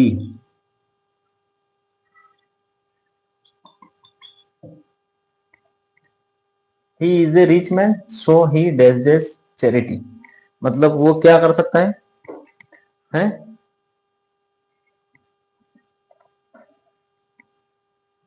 भाई उसके पास में कैपेसिटी है, वो धनवान है, तो क्या कर सकता है, चैरिटी कर सकता है। ठीक है, तो आपको ये याद रखना, सामर्थ का प्रयोग करना है, तो ये याद रखना आपको। मतलब कैन का प्रयोग अपन ने रिक्वेस्ट में, पॉसिबिलिटी में, उसके बाद में और बताओ एबिलिटी में, कैपेसिटी में और कैपेबिलिटी में, इस तरीके से अपन ने किया। अब इसका एक प्रयोग और है 6 नंबर, lack of capacity, lack of authority, sorry capacity बोल रहा हूं मैं, ऑथोरिटी, लैक ऑफ ऑथोरिटी है ना, या नॉट अलाउ, इसको क्या कहते हैं, नॉट अलाउ भी बोलते हैं। क्या बोलते हैं, नॉट अलाउ। फिर उसके बाद में रिफ्यूज भी बोल सकते हैं अपन, या इसको फॉरबिड भी बोल सकते हैं। मतलब इतने सारे नोशन है जिसमें अपन कैन का प्रयोग भी करते हैं, लेकिन आपको ये याद रखना है कि जब यहाँ नॉट अलाउ आ रहा है, रिफ्यूज मना करने वाली बात आ रही है, तो याद रखना है कि कैन के बाद में क्या आएगा, नॉट। क्या आएगा, कैन नॉट। और जब भी कैन नॉट लिखा हुआ है, इसका मतलब है कि अगर उसमें कौन सा मोशन छुपा हुआ है, तो आपको याद रखना है lack of authority, not allowed, refuse या फॉरबिड। मतलब अगर अपन किसी को ना कह रहे हैं, तो ऐसी जगह अपन को फिर किसका प्रयोग करना, जैसे you cannot smoke in the temple। मतलब कैन नॉट का मतलब होता है लैक ऑफ ऑथोरिटी या नॉट अलाउ, तुम अलाउ नहीं हो, है ना। इसका मीनिंग ये निकल रहा है कि तुम्हें मंदिर के अंदर स्मोक करने की परमिशन नॉट अलाउ, रिफ्यूज मना करते हैं, फॉरबिड मना करते हैं, लैक ऑफ ऑथोरिटी तुम्हें अधिकार नहीं है, अधिकार की कमी। तो जब भी कैन नॉट का प्रयोग हो, तो आपको ये याद रखना है कि lack of authority, not allow, refuse या फॉरबिड का प्रयोग अपन करते हैं, ये याद रखना है ना। आप you can not smoke in the temple, मतलब जब भी कैन नॉट आ गया, इसका मतलब है कि इसका मीनिंग कैसा होगा, लैक ऑफ ऑथोरिटी या नॉट अलाउ, रिफ्यूज या फॉरबिड। तो आपको ये याद रखना है कि लैक ऑफ ऑथोरिटी में भी, नॉट अलाउ में, रिफ्यूज में, फॉरबिड में कैन का प्रयोग करते हैं, लेकिन उसके साथ में होना क्या चाहिए, नॉट। तो जो नेगेटिविटी की बात करेगा। बताओ आगे क्या, कैन का प्रयोग पहला तो रिक्वेस्ट, दूसरा पॉसिबिलिटी, तीसरा एबिलिटी, चौथा कैपेसिटी, पांचवा कैपेबिलिटी, और छठा है lack of authority, not allow, refuse और फॉरबिड। अब अपन यहां प्रयोग करते हैं दूसरा जो है वो कुड। अब ये कुड है, अब आपको ये याद रखना है कि ये कुड है, वो कैन की सेकंड फॉर्म नहीं है, ये याद रखना। ये कुड है, वो कैन की सेकंड फॉर्म नहीं है, ये याद रखना। लेकिन जब ये पास्ट का कोई पहचान दे रखी होगी, तब ये कुड की तरह यूज होता है। देखो जैसे पास्ट फॉर्म की तरह यूज होता है, जैसे मैंने यहां लिखा could I use your pen. दूसरा लिखा हुआ है could I could run a race when I was child. अब यहां पर देखो यहाँ देखो कोई भी किसी भी प्रकार का कुछ भी पास्ट पास्ट नहीं दे रखा है, तो ऐसे सिंपल तरीके से जब यूज होता है कुड, तो ये हमेशा प्रेजेंट की ओर इशारा करता है। किसकी ओर इशारा करता है? प्रेजेंट की ओर इशारा करता है। लेकिन यहाँ पर जो कुड यूज हुआ है उसके साथ में आप देखो यहाँ पास्ट में, तो अब ये जो कुड यूज हुआ है वो एज ए पास्ट की तरह यूज हुआ है। मतलब आपको ये याद रखना है कि जब भी कुड का प्रयोग बिना किसी पास्ट की पहचान के अगर आता है सेंटेंस में, तो वो हमेशा कैसा माना जाएगा? प्रेजेंट। और जब कुड किसी पास्ट के साथ पहचान में आ रहा है तो फिर ये कुड अपने आप को क्या मानेगा? पास्ट मानेगा। ये याद रखना। कुड न कि आप इसको पास्ट मान लेंगे, ये प्रेजेंट है जब आपको कोई पास्ट की पहचान नहीं दी हुई हो, और जब तो वहां कुड के साथ में आपको पास्ट की कोई पहचान दे रखी हो तो फिर आपको ये ध्यान रखना है कि वो पास्ट है। ठीक है, ये याद रखना। अब अपन यहां क्या करेंगे, जैसे मान लो इस कुड का प्रयोग है वो कैसे करते हैं, जैसे एबिलिटी, एबिलिटी इन पास्ट, ये एबिलिटी इन प्रेजेंट था तो अपन ने किसका प्रयोग किया था? एबिलिटी इन प्रेजेंट था तो किसका प्रयोग किया था? बताओ किसका प्रयोग किया था? एबिलिटी इन प्रेजेंट था तो किसका प्रयोग किया था? बताओ जल्दी से। एबिलिटी इन प्रेजेंट में किसका प्रयोग था? और एबिलिटी इन पास्ट में है तो अपन किसका प्रयोग करेंगे? एबिलिटी इन प्रेजेंट होगा तो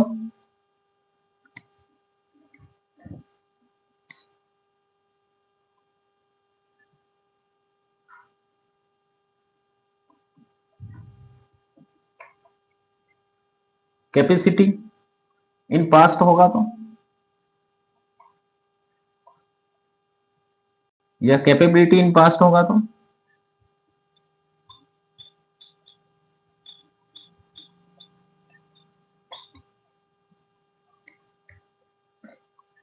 अभी ये अपन ने थोड़ी देर पहले कैन वाले में देखा था कि एबिलिटी, कैपेसिटी और कैपेबिलिटी इनका प्रयोग अपन ने कैन में किया था। लेकिन जब एबिलिटी, कैपेसिटी या कैपेबिलिटी के साथ में अगर कोई पास की कोई पहचान दी हुई हो, पास की कोई पहचान दे रखी हो, तो फिर अपन को यहां पर किसका प्रयोग करना है? कुड का प्रयोग करना है। किसका प्रयोग करना है? मतलब जब वाक्य में कोई पास्ट की बात हो, जैसे मैं यूं लिख दूं यहां पर, जैसे मैंने लिख दिया I could eat 10 bread. I could eat 10 bread when I was child. अब यहां मैं बच्चा था तब मैं कितनी ब्रेड खा जाता था? 10 ब्रेड। अभी ये पास वाला नहीं दे रखा हो तो फिर अपन इसके साथ में क्या लगा सकते हैं? कैन, है ना। तो ये अपन को याद रखना है कि जब एबिलिटी की मीनिंग निकल रही हो, कैपेसिटी की मीनिंग निकल रही हो, या कैपेबिलिटी की मीनिंग निकल रही हो, और वो अगर सिंपल सा है जिसमें कोई पास की पहचान नहीं दे रखी है तो कैन का, और जब एबिलिटी, कैपेसिटी या कैपेबिलिटी की मीनिंग निकल रही हो तो आपको फिर वहां पास की कोई पहचान दे रखी हो, तो जैसे मैं यहां यूं कह दूं capacity, I can drink 10 litre water, बस इतना ही दे रखा है तो मैंने कैन का प्रयोग किया। फिर अगर ऐसा हो तो I could drink 10 litre water when I was child, तो अब आई वॉज चाइल्ड पीछे जोड़ दिया, इसका मतलब अब अपन ने यहाँ किसका प्रयोग किया? पास्ट का। दोनों का मीनिंग यही है, लेकिन अगर प्रेजेंट में होगा तो कैन और पास्ट में होगा तो कुड का प्रयोग। बताओ कोई दिक्कत है क्या इसमें? अपन और कुड का प्रयोग करते हैं। जब रिक्वेस्ट वाली बात थी तो अपन ने बताया था कि पोलाइट रिक्वेस्ट होती है, वहां पर अपन किसका प्रयोग करते हैं? कुड का प्रयोग करते हैं। कब? जब पोलाइट रिक्वेस्ट होती है तब। अब पोलाइट रिक्वेस्ट का मतलब ये हुआ कि जैसे कोई रिक्वेस्ट कर रहा है, जैसे could you sing a song please? अब यहां पर क्या किया इसने? could you sing a song please? Please का मतलब क्या हुआ? सामने वाले से अपन ने रिक्वेस्ट कर दी। कैसी रिक्वेस्ट कर दी? Polite request. कैसी रिक्वेस्ट? पोलाइट। मतलब अपन ने जब रिक्वेस्ट वाला जब फर्स्ट पढ़ा था विल, तो रिक्वेस्ट में 6 लोग थे, और 6 लोगों में अपन ने कहा था कि जब पोलाइट रिक्वेस्ट की बात होती है तो अपन को किसका प्रयोग करना है? कुड का प्रयोग करना है। और फिर मैंने ये भी कहा था कि जब रिक्वेस्ट वाली बात आए और कैन और कुड दोनों दे रखे हो तो अपन पहला स्थान किसको देंगे? कुड को, है ना। और कुड नहीं हो तो फिर अपन किसका प्रयोग करेंगे? कैन का प्रयोग करेंगे। ठीक है, तो अभी मैं जैसे एक यहाँ सेंटेंस लिख रहा हूं, आप बताएंगे इसमें क्या आएगा, कैन आएगा या कुड आएगा?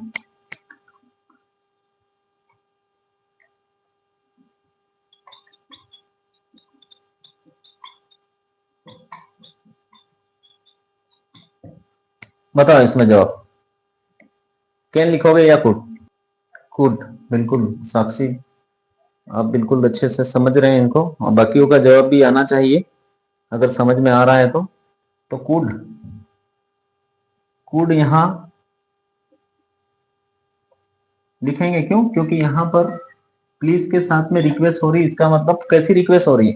Polite request. सुनीता, ठीक है, सुनीता जी ने भी बताया, बाकी और भी जवाब आ नहीं रहे हैं, ठीक है। हाँ,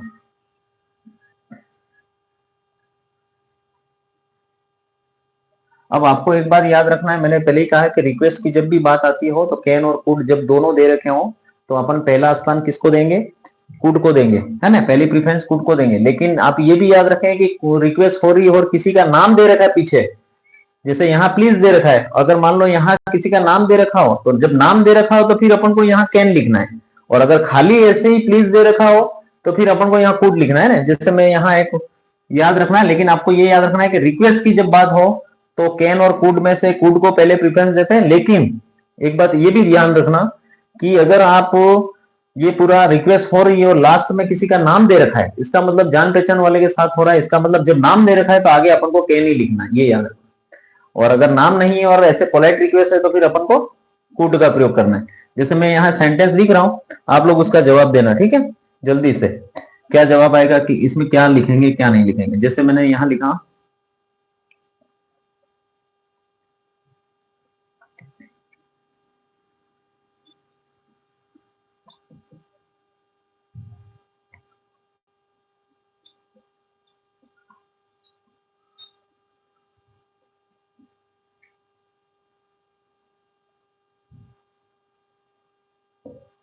बताओ क्या लिखो, कैन लिखो कुड लिखो?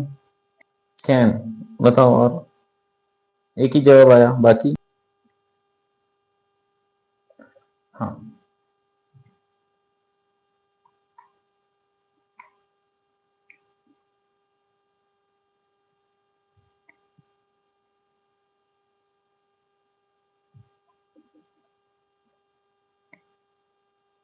ठीक है, कैन, ठीक। अब अपना एक कुड में है इम्पेशंस। इम्पेशंस का मतलब होता है अधीरता, अधीरता। अधीरता का मतलब ये है कि मोस्ट ऑफ क्या होता है कि अपन जैसे कोई एग्जाम देने के लिए बैठे हैं, आप समझे, एग्जाम देने के लिए बैठे हैं और वहां पर अपन गोला बी में भरना था और अपन ने सी में भर दिया, और अपने जैसे मालूम पड़ा कि सी में गोला भर दिया तो फिर अपने एकदम अचानक से फिर अपनी क्या हो जाती है? इम्पेशंस, अपना धैर्य है वो क्या हो जाता है? खत्म हो जाता है। तो ऐसी चीज में फिर अपन सोचते हैं कि यार मैं क्या करूं, है, मुझे अभी व्हाइटनर मिल जाए कि मैं यहाँ अभी ब्लेड लेके उसको काट दूं, उस तरीके की अपने दिमाग में क्या हो जाने शुरू हो जाती है, ऐसे विचार शुरू हो जाते हैं, मतलब अपना धैर्य है वो बिल्कुल अधीर हो जाता है ना। तो अपन को याद रखना है, इम्पेशंस जब स्थिति बनती है ना, कि मैं क्या करूं, है ना, जैसे व्हाट कुड आई डू, है ना, क्या करूं, what could do I now, है ना, किस तरीके से क्या करूं, मतलब अभी आपको कहा कि जैसे एग्जाम के अंदर आपने गोला अलग भर दिया तो फिर आपका जो पेशेंस है वो इम्पेशेंस में चेंज हो जाता है ना, मतलब फिर आप सोचने लगते हैं अरे यार ये क्या हो गया, मेरा तो नुकसान हो गया, गड़बड़ हो गया, है ना, मुझे व्हाइटनर मिल जाए कि मुझे ये मिल जाए, तो वो उस तरीके से अपन उसको सुधारने की कोशिश करने की करते हैं। तो जब इम्पेशेंस वाली भी कोई बात हो रही हो, ऐसा कोई नोशन आ रहा हो, इसमें से कोई मीनिंग ऐसा निकल रहा हो कि यार इम्पेशेंस वाली बात हो रही, तब भी अपन किसका प्रयोग करेंगे? कुड का प्रयोग करेंगे, ठीक है। इस तरीके से अपन ने कैन, कुड, विल, शेल, मे, इस तरीके से अपन ने 5 लोगों को तो पढ़ लिया। शुड का प्रयोग, शुड का प्रयोग होता है, वो आपको ध्यान करना है, एक तो एडवाइस में होता है, एडवाइस में होता है, और मॉरल, ड्यूटी, या मॉरल ऑब्लिगेशन, है ना, और मॉरल ड्यूटी और मॉरल ऑब्लिगेशन, ठीक है। उसके बाद में मतलब अपन को ये याद रखना है कि खास टॉप नॉन टॉप, इसकी दोनों चीजें याद रखनी है कि इसमें एडवाइस और मॉरल ड्यूटी में दो लोगों की बात होती है खास मुख्य तरीके से। एक तो शुड होता है, दूसरा ऑट टू होता है। कौन? मतलब ऑट टू को भी अपन इसी के साथ में समझ रहे हैं। आपको याद रखना है कि एडवाइस में और मॉरल ड्यूटी में शुड भी होता है और ऑट टू भी होता है। और आपको ध्यान रखना है कि जब भी एडवाइस की बात आए तो एडवाइस की बात आए तो एक बात याद रखना कि जब वो एडवाइस वाली बात आ रही हो और शुड और ऑट टू दोनों दे रखे हो तो पहला प्रिफेयर अपन को किसको देना है? शुड को देना है। पहला स्थान किसको देना है? शुड को। फिर दूसरा स्थान किसको? अगर मान लो शुड नहीं दे रखा है ऑप्शन में तो फिर अपन किसका प्रयोग करेंगे? टू का। मतलब जब भी एडवाइस दे रखी हो और एडवाइस में शुड और ऑट टू दोनों दे रखे हो तो पहला स्थान तो अपन को किसको देना है? शुड को। दूसरा स्थान किसको देना है? ऑट टू को, है ना। मतलब अगर शुड नहीं हो तो ऑट टू को देना है, नहीं तो ऐसे तो शुड का ही प्रयोग करना है। अब मॉरल ड्यूटी में भी शुड आता है और ऑट टू आता है, तो अब उसमें क्या करेंगे? तो उसमें आपको ध्यान रखना है कि अगर मॉरल ड्यूटी वाली बात आ रही है तो पहला स्थान अपन को ऑट टू को देना है और दूसरा स्थान अपन को इसको देना है? शुड को। मतलब आप ये ध्यान रखेंगे कि जब ऑप्शन में शुड और ऑट टू दोनों दे रखे हैं और मॉरल ड्यूटी की बात आ रही, मॉरल ड्यूटी मतलब किसी के प्रति अपन नैतिक, जैसे मैं ये कह दूं I ought to respect my elders, अब ये क्या मॉरल ड्यूटी है। तो मॉरल ड्यूटी वाली बात आए तो अपन को पहला स्थान किसको देना है? ऑट टू को। और दूसरा स्थान किसको देना है? शुड को। और शुड को कब देंगे? जब ये नहीं हो तो। अगर दोनों दे रखे हो तो ऑट टू को स्थान पहला देंगे, इसको नहीं देंगे। और यहां पर जब दोनों दे रखे हैं तो शुड को पहला स्थान देंगे। मतलब आपको ये याद रखना है कि शुड और ऑट टू दोनों का मतलब अगर हिंदी में देखें तो चाहिए ही होता है। अब चाहिए होता है, लेकिन अपन को ये याद रखना है कि जब एडवाइस की बात हो तो ये दोनों जब होंगे तो पहला स्थान शुड को, दूसरा स्थान ऑट टू को, जब ये नहीं हो तो। मॉरल ड्यूटी में जब बात हो रही हो तो ये दोनों होंगे तो पहला स्थान ऑट टू को देंगे, दूसरा स्थान शुड को देंगे जब ये नहीं हो तो। ये अपन को अच्छे से याद रखना है, ठीक है। तो अब यहां पर अपन एडवाइस के बारे में थोड़ी चर्चा करते हैं। अब एडवाइस में पहला स्थान तो अपन किसको दे रहे हैं? शुड को। दूसरा स्थान किसको दे रहे हैं? ऑट टू को। और फिर यहां एक और मॉडल उपयोग होता है जिसको कहते हैं मस्ट। अब एडवाइस में भी मस्ट का प्रयोग करते हैं, लेकिन एडवाइस कैसी होनी चाहिए? Strong advice. कैसी होनी चाहिए? स्ट्रॉन्ग। और मैंने कहा कि जब भी आप मस्ट का प्रयोग करते हैं तब वहां कोई ना कोई कंडीशन आपको दी हुई होगी। मतलब जैसे यहां जो शुड का प्रयोग करते हैं वो सिंपल एडवाइस होगी। कैसी एडवाइस? Simple advice. और जो ऑट टू का प्रयोग करते हैं वहां कैसी एडवाइस होगी? Moral advice. कैसी एडवाइस होगी? Moral advice. ये अपन को याद रखना है। मतलब एडवाइस में भी तीन, शुड, ऑट टू और मस्ट। अब खाली एडवाइस में अपन बात करते हैं तो पहला स्थान शुड को, फिर ये नहीं हो तो ये। लेकिन इसका प्रयोग कब करेंगे? जब स्ट्रॉन्ग एडवाइस दे रखी हो, कोई कंडीशन दे रखी हो। जैसे यहां मैंने कहा कि you are ill, you should go to hospital. अब यहां क्या है? You ought to respect your elders, मतलब यहां मॉरल वाली। अब यहां क्या कह रहा है? You are seriously ill. Seriously ill condition दे दी, बहुत ही मतलब खतरनाक बीमार हो तो you must go to hospital, मतलब तुम्हें हॉस्पिटल जाना ही चाहिए। मतलब ये स्ट्रॉन्ग एडवाइस है। मतलब वो कंडीशन दे रखी है कि आप सीरियसली इल हो इसलिए आपको कहां जाना है? हॉस्पिटल जाना ही है। और यहां क्या कह दिया कि तुम बीमार हो तो हॉस्पिटल। एक सिंपल एडवाइस। और मॉरल एडवाइस मतलब यहां पर आपको ये याद रखना है किसी का सम्मान करने की एडवाइस हो रही है तो अपन ने ये पहले ही बताया कि एडवाइस में तीन लोग हैं। शुड सिंपल एडवाइस देने के लिए, ऑट टू मॉरल एडवाइस देने के लिए, और मस्ट है वो स्ट्रॉन्ग एडवाइस देने के लिए। और जब एडवाइस की बात हो तो पहला स्थान शुड को, दूसरा स्थान ऑट टू को जब ये नहीं हो तो। और मॉरल एडवाइस में पहला स्थान ऑट टू को, दूसरा स्थान शुड को जब ऑट टू नहीं दिया हुआ हो। और अगर मान लो एडवाइस की अगर चर्चा अपन करते हैं तो उसमें तीन लोग हैं, शुड, ऑट टू और मस्ट। शुड का मतलब सिंपल एडवाइस, ऑट टू का मतलब मॉरल एडवाइस, और मस्ट का प्रयोग होता है स्ट्रॉन्ग एडवाइस। स्ट्रॉन्ग एडवाइस मतलब कोई ना कोई कंडीशन होगी तो। जैसे वहां पॉसिबिलिटी में भी स्ट्रॉन्ग पॉसिबिलिटी, यहां पर एडवाइस भी कैसी होगी? Strong advice. ठीक है, इस तरीके से। बताओ समझ में आया क्या? हाँ ना, थम्स अप। इसमें आपको शुड और ought to दोनों समझ में आ रहे होंगे, ठीक है। चलो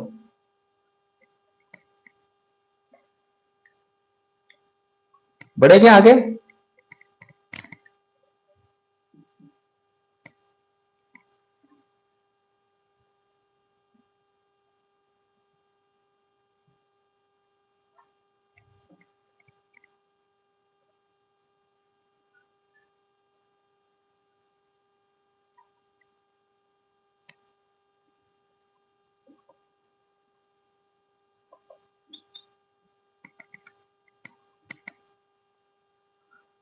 मॉरल एप्लीकेशन में कैसे, मॉरल ऑब्लिगेशन में ध्यान रखना, मॉरल ऑब्लिगेशन जब भी होता है तब पहला स्थान अपन किसको देते हैं, ought to को, दूसरा शुड को, और तीसरा तो अपने पास में है कौन, मस्ट।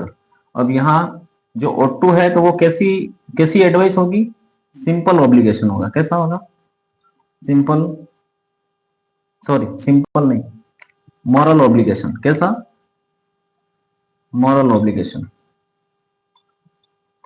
Moral obligation. और शुड होगा तो simple obligation.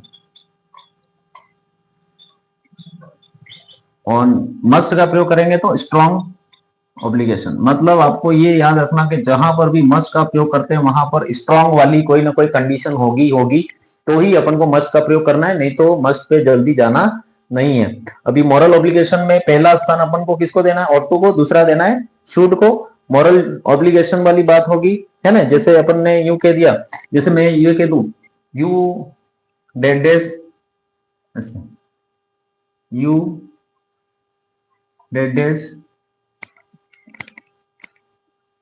Go to morning walk. बताओ इसमें क्या करो, शुड, ought to या must, should, ought to, must.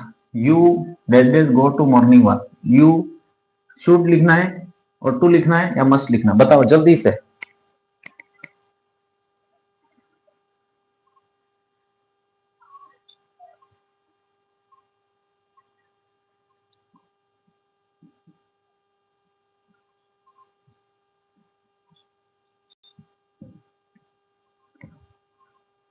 Go to morning walk, क्या जवाब दोगे इसमें, कौन सा नोशन है इसमें, सिंपल है या मॉरल है या स्ट्रॉन्ग है। सिंपल है तो शुड लिखना है, मॉरल है तो ought to लिखना है, और स्ट्रॉन्ग है तो मस्ट लिखना है। अब पहले वाले में बताओ कौन सा, सिंपल है, मॉरल है या स्ट्रॉन्ग है। तो ये सिंपल एडवाइस है, ठीक है। ये कैसी एडवाइस है, सिंपल एडवाइस है। दूसरे में क्या आएगा, दूसरे में क्या बताओगे, दूसरे में, दूसरे में जल्दी से बताओ, you dash dash respect your elders, क्या आएगा।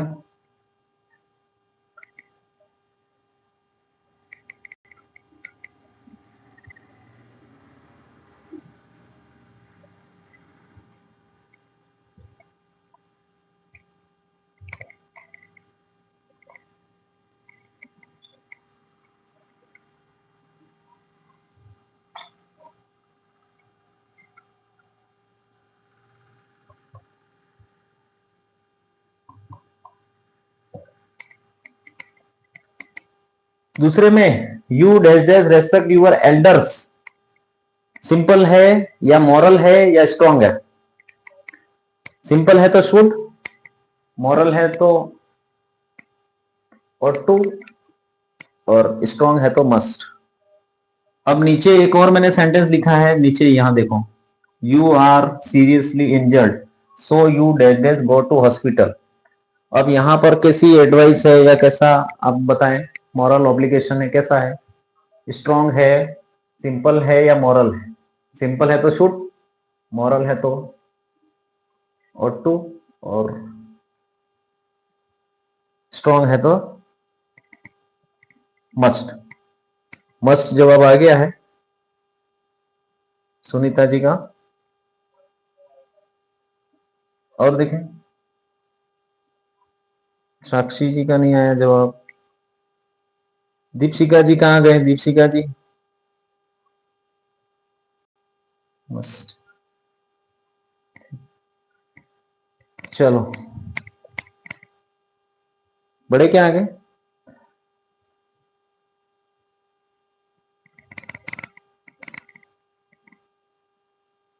साक्षी जी ने भी मस्त जवाब दे दिया है। आगे बढ़े क्या अपन। देखो यहां पर अपन ने शुड और ought to दोनों मॉडल में ought to के अंदर एडवाइस और मॉरल ड्यूटी दोनों का प्रयोग होता है और अपन ने दोनों से अच्छे से समझ लिया, इसलिए अब मैं ought to के बारे में चर्चा नहीं करेंगे अपन। अब मैं आपको शुड का और एक दो यूज होते हैं कहाँ कहाँ वो अपन बात करते हैं इसमें।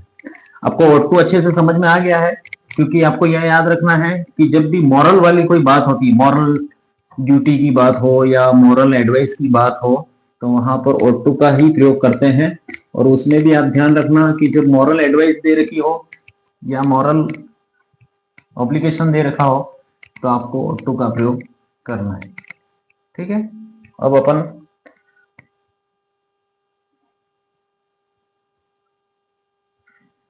वार्निंग, वार्निंग के अंदर भी अपन किसका प्रयोग करते हैं, शुड का। लेकिन आपको ध्यान रखना है इस तरीके से होगा,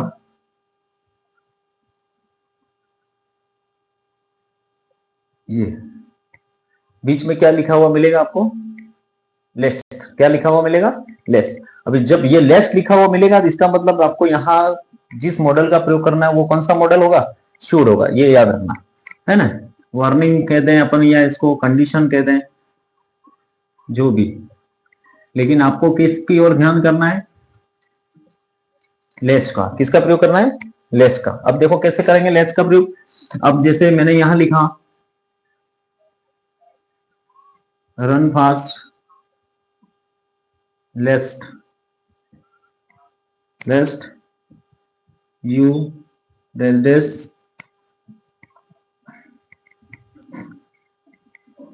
मिस द बस। क्या किया, रन फास्ट एक तरह से वार्निंग है या कंडीशन है, फिर क्या आ गया, लेस्ट आ गया। अब जब लेस्ट आ गया है तो यहां पर हमेशा अपन को क्या भरना है, शुड ही भरना है, ये याद रखना। वार्निंग, कंडीशन, लेस्ट, तो फिर यहां पर अपन को शुड का प्रयोग करना है। ठीक है, इसके बाद में आप शुड का प्रयोग कहां कर सकते हैं, हाइपोथेसिस। कहां पर, hypothetical, hypothetical condition. Hypothetical condition का मतलब होता है काल्पनिक। कैसी, काल्पनिक, काल्पनिक शब्द। कैसा शब्द, काल्पनिक। अभी काल्पनिक के लिए कैसे, जैसे देखो, जैसे अपन ने यहां कहा काल्पनिक कैसे, जैसे कि अपन कहीं जा रहे हैं तो 5 बजे का समय है और अपन कहीं जा रहे हैं, तो पहले से अंदाजा लगा देते हैं कि तू टॉर्च लेके जाना, क्योंकि हो सकता है तेरे आते आते लोड अंधेरा हो जाए, तो टॉर्च लेके जाना। काल्पनिक, कैसी कंडीशन है, काल्पनिक। जैसे अपन कहीं बाजार जा रहे हैं और आकाश में बादल छाए हुए हैं, तो घर वाले कहते छाता लेके जा, पानी गिर सकता है। तो ये काल्पनिक है, पानी गिरेगा या नहीं गिरेगा, अंधेरा होगा या नहीं होगा। तो जब काल्पनिक सोच की बात होती तब भी अपन को, जब हाइपोथेटिकल कोई कंडीशन आ रही है तब भी अपन किसका प्रयोग करेंगे। जैसे मैंने यहां लिखा you should take torch in case it dark. क्या हो जाएगा, डार्क। डार्क का मतलब अंधेरा। तू टॉर्च लेके जा, नहीं तो क्या हो जाएगा, अंधेरा। तू छाता लेके जा, नहीं तो क्या हो जाएगी, बारिश। ये काल्पनिक बातें, काल्पनिक बातें होंगी तब भी अपन किसका प्रयोग करेंगे, शुड का। उसके बाद एक लास्ट एक है प्रपोजल। क्या है, क्या आप करेंगे, प्रपोजल। प्रपोजल, प्रपोजल का मतलब ये होता है कि अपन किसी को प्रस्ताव रखते हैं। जैसे we should go to walk. हमने क्या प्रस्ताव दिया इसमें कि हमें कहा जाना चाहिए, वॉल्क पे जाना चाहिए। मीनिंग भी चाहिए जैसी आ रही है, तो अपन इस तरीके का इसका प्रयोग करेंगे। मतलब अपन ने शुड के कितने प्रयोग देखे आपको याद होंगे। पहला तो एडवाइस, और एडवाइस में भी कितनी प्रकार की एडवाइस, 3 प्रकार की। Simple advice should, moral advice ought to और स्ट्रॉन्ग एडवाइस तो मस्ट। दूसरा अपन ने मॉरल ड्यूटी मॉरल ऑब्लिगेशन, तो मॉरल में सिंपल मॉरल ड्यूटी है तो आप शुड, और मॉरल जो मॉरल ड्यूटी है सॉरी मॉरल ऑब्लिगेशन है तो फिर आपको वहां पर ऑट टू, और जब स्ट्रॉन्ग ऑब्लिगेशन है तो मस्ट।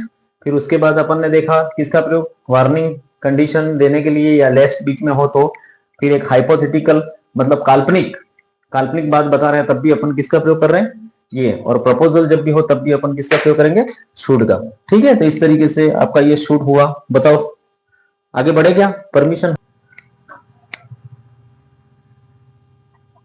अब अपन चलते हैं आगे। देखो ऑट टू का तो अपन दो ही जगह प्रयोग होता है, वो अपन को याद रखना है, कहां पर, एडवाइस में होता है लेकिन मॉरल एडवाइस, और ऑब्लिगेशन में होता है लेकिन वो मॉरल ऑब्लिगेशन। इस तरीके से अपन ने बताया है। तो एडवाइस में अगर प्रयोग करते हैं तो पहला स्थान शुड को, दूसरा स्थान ऑट टू को, और मॉरल ऑब्लिगेशन वाली बात होती तो पहला स्थान ऑट टू को, दूसरा स्थान शुड को। अब अपन करते हैं प्रयोग माइट का, माइट का प्रयोग। अब माइट का प्रयोग तो अपन ने सबसे पहले वो पॉसिबिलिटी वाला चैप्टर था या रिक्वेस्ट वाला चैप्टर था, कौन सा, देखो अपन ने रिक्वेस्ट जब अपन ने कहा था, जब पहला रिक्वेस्ट पढ़ा था तो रिक्वेस्ट में 6 लोग बताए थे और उसमें भी माइट का भी प्रयोग था। तो अपन ने वहां पर इसका प्रयोग किया था कैसे, रिक्वेस्ट, कैसी रिक्वेस्ट की थी बताना जरा देखिए। माइट का जब प्रयोग किया था तो रिक्वेस्ट सीन कैसी थी, कैसी रिक्वेस्ट थी, हेजिटेशन वाली, कौन सी, हेजिटेशन वाली, है ना। अपन को याद रहे हेजिटेशन का मतलब ये होता है कि अपन किसी चीज किसी से मांग रहे हैं तो उस मांगते मांगते हिचकिचाना, ये अपना हेजिटेशन वाला मीनिंग था वहां पर, हेजिटेशन। ठीक है, हेजिटेशन के अंदर भी अपन ने माइंड का प्रयोग किया है जो पहले अपन ने समझ चुके हैं। दूसरा अपन ने इसका प्रयोग कहां किया, पॉसिबिलिटी, कैसी पॉसिबिलिटी, रिमोट पॉसिबिलिटी, कैसी, रिमोट पॉसिबिलिटी, ये भी मैं पहले समझा चुका हूं। इसलिए रिमोट पॉसिबिलिटी का मतलब ये होता है कि बिल्कुल नहीं के बराबर जो संभावना होती है वहां पर अपन किसका प्रयोग करते हैं, माइट का प्रयोग करते हैं। ठीक है, उसके बाद में अपन ने आगे मैंने मे का जब प्रयोग किया था तब पर्पस में भी आपको यूज करके बताया था, पर्पस इन पास्ट। जैसे मैंने वहां अपन ने सेंटेंस लिखा था, we eat so that we may live, ऐसे इस तरीके से था। तो अब अगर मान लो वी एट सेकेंड फॉर्म हो जाती है तो फिर वो मे की जगह माइट, ये भी अपन ने वहां देखा था, है ना। तो अब उसका जो चौथा भाग है वो है नरेशन। नरेशन, नरेशन में भी इसका उपयोग किया जाता है। अब नरेशन में कैसे किया जाता है ये देखो, नरेशन में कैसे होता है, जैसे मैंने यहां ही सेड, अब यहां यूं कर दिया, आई मे गो देयर। अब इस तरीके से एक नरेशन सेंटेंस आता है। अब यहां पर ये पास्ट है तो अब मैं इस मे को क्या बना दूंगा, माइट, क्या बना दूंगा, माइट, माइट बना दूंगा, क्या बना दूंगा, माइट। मतलब आपको ये याद रखना है कि जब पास्ट आगे वाली कंडीशन पास्ट की है तो वहां पर मे को अपन क्या करते हैं, माइट। चाहे यहाँ कैन हो तो कैन को क्या कर देंगे, कुड, है ना। उस तरीके से विल होगा तो वुड, है ना, शेल होगा तो शुड। ये नरेशन में अपन हर किसी मॉडल को आगे पास्ट कंडीशन दे रखी होगी तो अपन उसको उसकी पास्ट रूप में ले जाएंगे। ठीक है, इस तरीके से अपन ने इस माइट को देखा। चलो माइट में कोई दिक्कत है क्या, ये क्योंकि पहले समझ चुके थे इसलिए खाली समझाने वाली बात खाली नरेशन की ही। और नरेशन में क्या बताया कि आगे यहाँ पास्ट में दे रखा हो आरवी, तो यहाँ अगर जो भी मॉडल अगर प्रेजेंट में दे रखा है उसकी फर्स्ट फॉर्म में दे रखा है तो उसका पास्ट फॉर्म अपन यहाँ नरेशन में बना सकते हैं। बताओ आगे बढ़े क्या, काउंटिंग करें तो कौन सा मॉडल हो गया ये। अब अगला अपने पास में वुड। अब वुड का प्रयोग भी अपन ने रिक्वेस्ट में किया था, बताओ रिक्वेस्ट में किया था, कौन कैसी रिक्वेस्ट दी थी, किसी को याद है, रिक्वेस्ट कैसी थी, कैसी रिक्वेस्ट थी,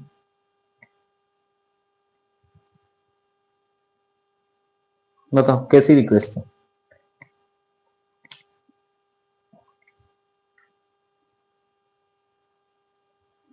भाई रिक्वेस्ट की जब बात हुई थी तो अपन ने वहां आपको मैंने बताया था ऑफर, ऑफर और इनविटेशन। कैसा? ऑफर और इनविटेशन। कैसी बात थी? ऑफर और इनविटेशन की। कैसी बात थी? ऑफर और इनविटेशन। ऑफर इनविटेशन का मतलब मैंने कहा था प्लीज टेक इट, मतलब कुछ खा रहे हैं तो किसी को दे रहे हैं तो ऑफर कर रहे हैं, वहां रिक्वेस्ट कर रहे हैं प्लीज ले ले, है ना? या फिर अपन किसी को निमंत्रण जाते हैं तो भाई मेरी शादी में या मेरी बर्थडे पार्टी में प्लीज कम, है ना? तो इस तरीके का रिक्वेस्ट तो अपन यहाँ पर ऑफर और इनविटेशन वाले रिक्वेस्ट में भी इसका प्रयोग कर सकते हैं। एक और रिक्वेस्ट में भी इसका प्रयोग होता है, पोलाइट। अब बताओ, पोलाइट रिक्वेस्ट में अपन ने एक और मॉडल का नाम लिया था। कौन सा मॉडल का नाम लिया था बताना देखे जरा, याद है किसी को? पोलाइट रिक्वेस्ट में कौन से मॉडल का प्रयोग होता है? अपन ने यहाँ वुड दूसरा ले लिया इसमें, लेकिन पहले मैंने बताया था कि पोलाइट रिक्वेस्ट करते हैं तो वहां पर एक मॉडल लिखते हैं। तो कौन सा मॉडल याद है किसी को? मतलब अब ये हो गया, पोलाइट रिक्वेस्ट होती तो दो मॉडल का प्रयोग होता है। अब इसमें पहले कौन सा मैंने बताया था वो बताओ, किसी को याद है? याद नहीं है तो मैं बता दूं, कुड। और अभी दूसरा कौन सा हो गया? वुड। लेकिन आपको ये याद रखना है कि जब भी पोलाइट रिक्वेस्ट की बात हो, गुड, वेरी गुड, पहला जब भी पोलाइट रिक्वेस्ट की बात हो तो हमेशा आपको कुड का ही प्रयोग करना है। अगर कुड नहीं हो तो फिर कौन सा लगाएंगे? वुड। पोलाइट रिक्वेस्ट में कुड नहीं हो तो वुड, ये याद रखना है ना। मतलब देखो, रिक्वेस्ट में दो रिक्वेस्ट हो गई, एक तो ऑफर और इनविटेशन वाली, तो उसमें तो अपन को वुड सीधा करना ही है। लेकिन जब पोलाइट रिक्वेस्ट हो तो उसमें कुड का प्रयोग और वुड का प्रयोग दो होता है, लेकिन पहला स्थान अपन कुड का देंगे और दूसरा स्थान अपन किसको देंगे? वुड को देंगे। अगर ये नहीं हो तो, कुड नहीं हो तो वुड का प्रयोग। ठीक है, इस तरीके से अपन इसका प्रयोग करते हैं। अब एक और चीज होती है पास्ट हैबिट। अब पास्ट हैबिट में भी मैंने बताया था दो मॉडल हैं। कौन कौन से दो मॉडल है बताओ, किसी को याद हो तो? याद हो तो ये अपन ने पहले वाली क्लास में देखा था। पहले वाली क्लास में मैंने बताया था पास्ट हैबिट। पास्ट हैबिट बताने वाले दो मॉडल हैं, और उसमें कौन सा मॉडल था पहले वाला? अभी वाले में तो अपन मान लेते हैं किसको? अभी वाले में तो मान लेते हैं अपन वुड को, लेकिन उसके पहले एक और था, याद है किसी को? मैं लिख देता हूं, यूज टू और वुड। कौन सा? यूज टू और वुड। अब यूज टू और वुड पास्ट हैबिट को बताने वाले हैं। हाँ, यूज टू सुनीता ने बताया, यूज टू और वुड ये दोनों। अब ये दोनों पहले भी पास्ट हैबिट में बताया। अब आप इसका बता दो कि मैं बताऊं कि ये वुड का प्रयोग है और यूज टू का प्रयोग है, वो पास्ट हैबिट बताने के लिए किया जाता है। तब मैं लाइन बोलूंगा आपको बताने का कौन सा मॉडल किस में होगा। अगर कोई कार्य मैंने पहले करता था, जैसे मैं पहले क्रिकेट खेलता था, तो क्या वो भविष्य में वापस रिपीट होने की संभावना है? अगर है तो कौन सा मॉडल, यूज टू या वुड? इसका जवाब दे दो चलो।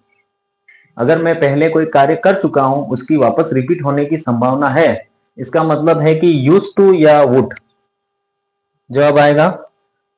सुनीता का एक बार फिर यूज टू, साक्षी जी का भी जवाब यूज टू है, बिल्कुल। तो इस तरीके से मतलब आपको ये याद रखना है। और जो कार्य एक बार हो गया है और वापस रिपीट होने के चांस नहीं है, वहां पर कौन सा? वुड। ठीक है, मतलब आपको ये पास्ट हैबिट भी बताने की मुझे आवश्यकता नहीं है ना? ठीक है। उसके बाद में एक और चीज, क्योंकि अपन ने पहले वाले वीडियो में ये पास्ट हैबिट को बताया है ना, पास्ट हैबिट को बताने वाले दो मॉडल हैं। यूज टू मतलब ऐसी घटना जो एक बार हो चुकी है, उसके बाद वापस रिपीट नहीं होगी। साक्षी जी का भी यूज टू आया है, ठीक है। हाँ, और दूसरा आया है यहाँ पर वुड टू। वुड मतलब वुड क्या है कि वुड का मतलब ये होता है कि कोई घटना हो गई है वो वापस रिपीट नहीं होती, और यूज टू में जो घटना हो गई है उसके रिपीट होने के चांस वापिस हैं, तो इसलिए अपन यहाँ पर वुड टू का प्रयोग करेंगे। ठीक है, तो ये तो अपन ने पढ़ लिया था पहले वाले वीडियो में, इसलिए अब एक और, अभी थोड़ी देर पहले मैंने कहा था नरेशन। क्या कहा था? नरेशन। किसके बारे में बात हुई थी अपनी? नरेशन के बारे में। अब नरेशन में मैंने ये कहा था कि जैसे नरेशन लिखा हुआ आता है, इसका मतलब है कि वहां पर कोई भी मॉडल दे रखा हो, तो उसका अपन को क्या बना देना, जैसे मैंने यहाँ विल लिखा हुआ है, अब यहाँ पास दे रखा है तो मैं विल का क्या बना दूंगा, वुड। कैन दे रखा है तो कैन का क्या बना दूंगा, कुड, है ना। अगर यहाँ मे दे रखा है तो मे का मैं क्या बना दूंगा, माइट। शेल दे रखा है तो शेल का क्या बना दूंगा, शुड। ये सब कहां होता है, नरेशन में, जब आगे क्या दे रखा हो, पास्ट टेंस, वर्ब की सेकंड फॉर्म। इसलिए नरेशन में आपको ध्यान रखना है कि जब भी नरेशन वाला सेंटेंस हो तो अगर पास्ट टेंस आगे है तो आगे ऊपर कोई भी मॉडल हो उसका अपन पास्ट फॉर्म भी बना सकते हैं, ये याद रखना, ठीक है। ये मैं एक और इस जो मॉडल है अपना वुड, इस वुड में आपको एक बार और ध्यान रखनी, प्रिफेयर, किसको, प्रिफरेंस। प्रिफरेंस का मतलब होता है प्राथमिकता, किसके बारे में, प्रिफरेंस के बारे में। तो प्रिफरेंस, प्रिफरेंस मतलब आपको प्राथमिकता के बारे में बात करनी है, प्राथमिकता देनी, मतलब अपन जैसे आपके सामने तंदूरी रोटी पड़ी और गेहूं की रोटी पड़ी तो आप किसको प्राथमिकता देते हो, है ना। आपके सामने कॉफी पड़ी है, आपके सामने चाय पड़ी है तो आप किसको प्राथमिकता देते हो, आपके सामने जलेबी पड़ी है, आपके पास में गुलाब जामुन पड़ा है, तो प्राथमिकता, चॉइस, अगर चॉइस वाली बात होती तब भी वहां पर अपन किसका प्रयोग करते हैं, वुड का प्रयोग करते हैं। जैसे मैं यहां लिखूं, I dash like coffee to tea. अब बताओ मैं कॉफी टू में ज्यादा किसको पसंद करता हूं, इन दोनों में से मैंने किसको चॉइस किया, कॉफी को। तो फिर अब जब चॉइस वाली बात होगी तब यहां पर अपना कौन सा मॉडल होगा, वुड, ये याद रखना, कौन सा मॉडल, वुड, ठीक है। इस तरीके से अपन को याद रखना है। दूसरा अपन एक बात याद रखना कि जितने भी कंडीशन होती है ना, कंडीशन, कंडीशन वाला सेंटेंस, कंडीशन वाले जितने भी सेंटेंस होते हैं वहां पर भी अपन को वुड का प्रयोग करते हैं। जैसे यहां पर देखो वर्ब की first form S, sorry verb की सेकंड फॉर्म, कौन सी फॉर्म, वर्ब की सेकंड फॉर्म दे रखी हो तो दूसरी तरफ हमेशा वुड प्लस वर्ब की फर्स्ट फॉर्म होती है, ये कंडीशन। दूसरा एक और होता है हेड प्लस वर्ब की थर्ड फॉर्म होती है, तो यहां पर आपको ध्यान रखना है वुड हैव प्लस वर्ब की थर्ड फॉर्म। मतलब कंडीशन वाले सेंटेंस में भी अपन वुड का प्रयोग करते हैं, किसमें, कंडीशन वाले सेंटेंस में भी अपन वुड का प्रयोग करते हैं। मतलब जब कंडीशन दे रखी होती है, वर्ब की सेकंड फॉर्म दे रखी होती है तो यहाँ पर वुड प्लस वर्ब की फर्स्ट फॉर्म, और हेड प्लस वर्ब की थर्ड फॉर्म दे रखी है तो यहाँ पर अपन को would plus have plus verb की थर्ड फॉर्म। बताओ दिक्कत है क्या इसमें,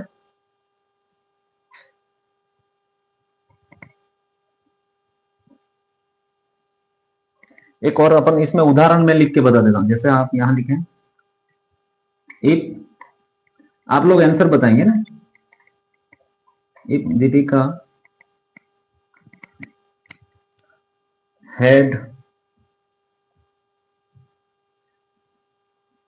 वर्कड हार्ड,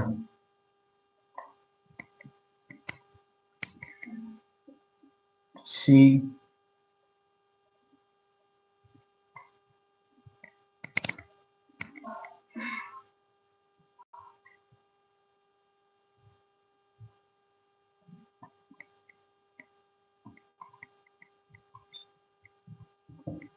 बताओ यहाँ रिक्त स्थान में क्या आएगा,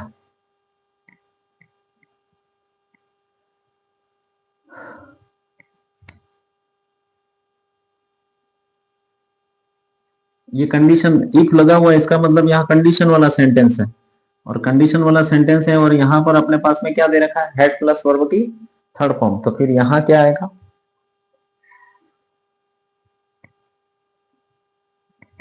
यहाँ आएगा, क्या आएगा,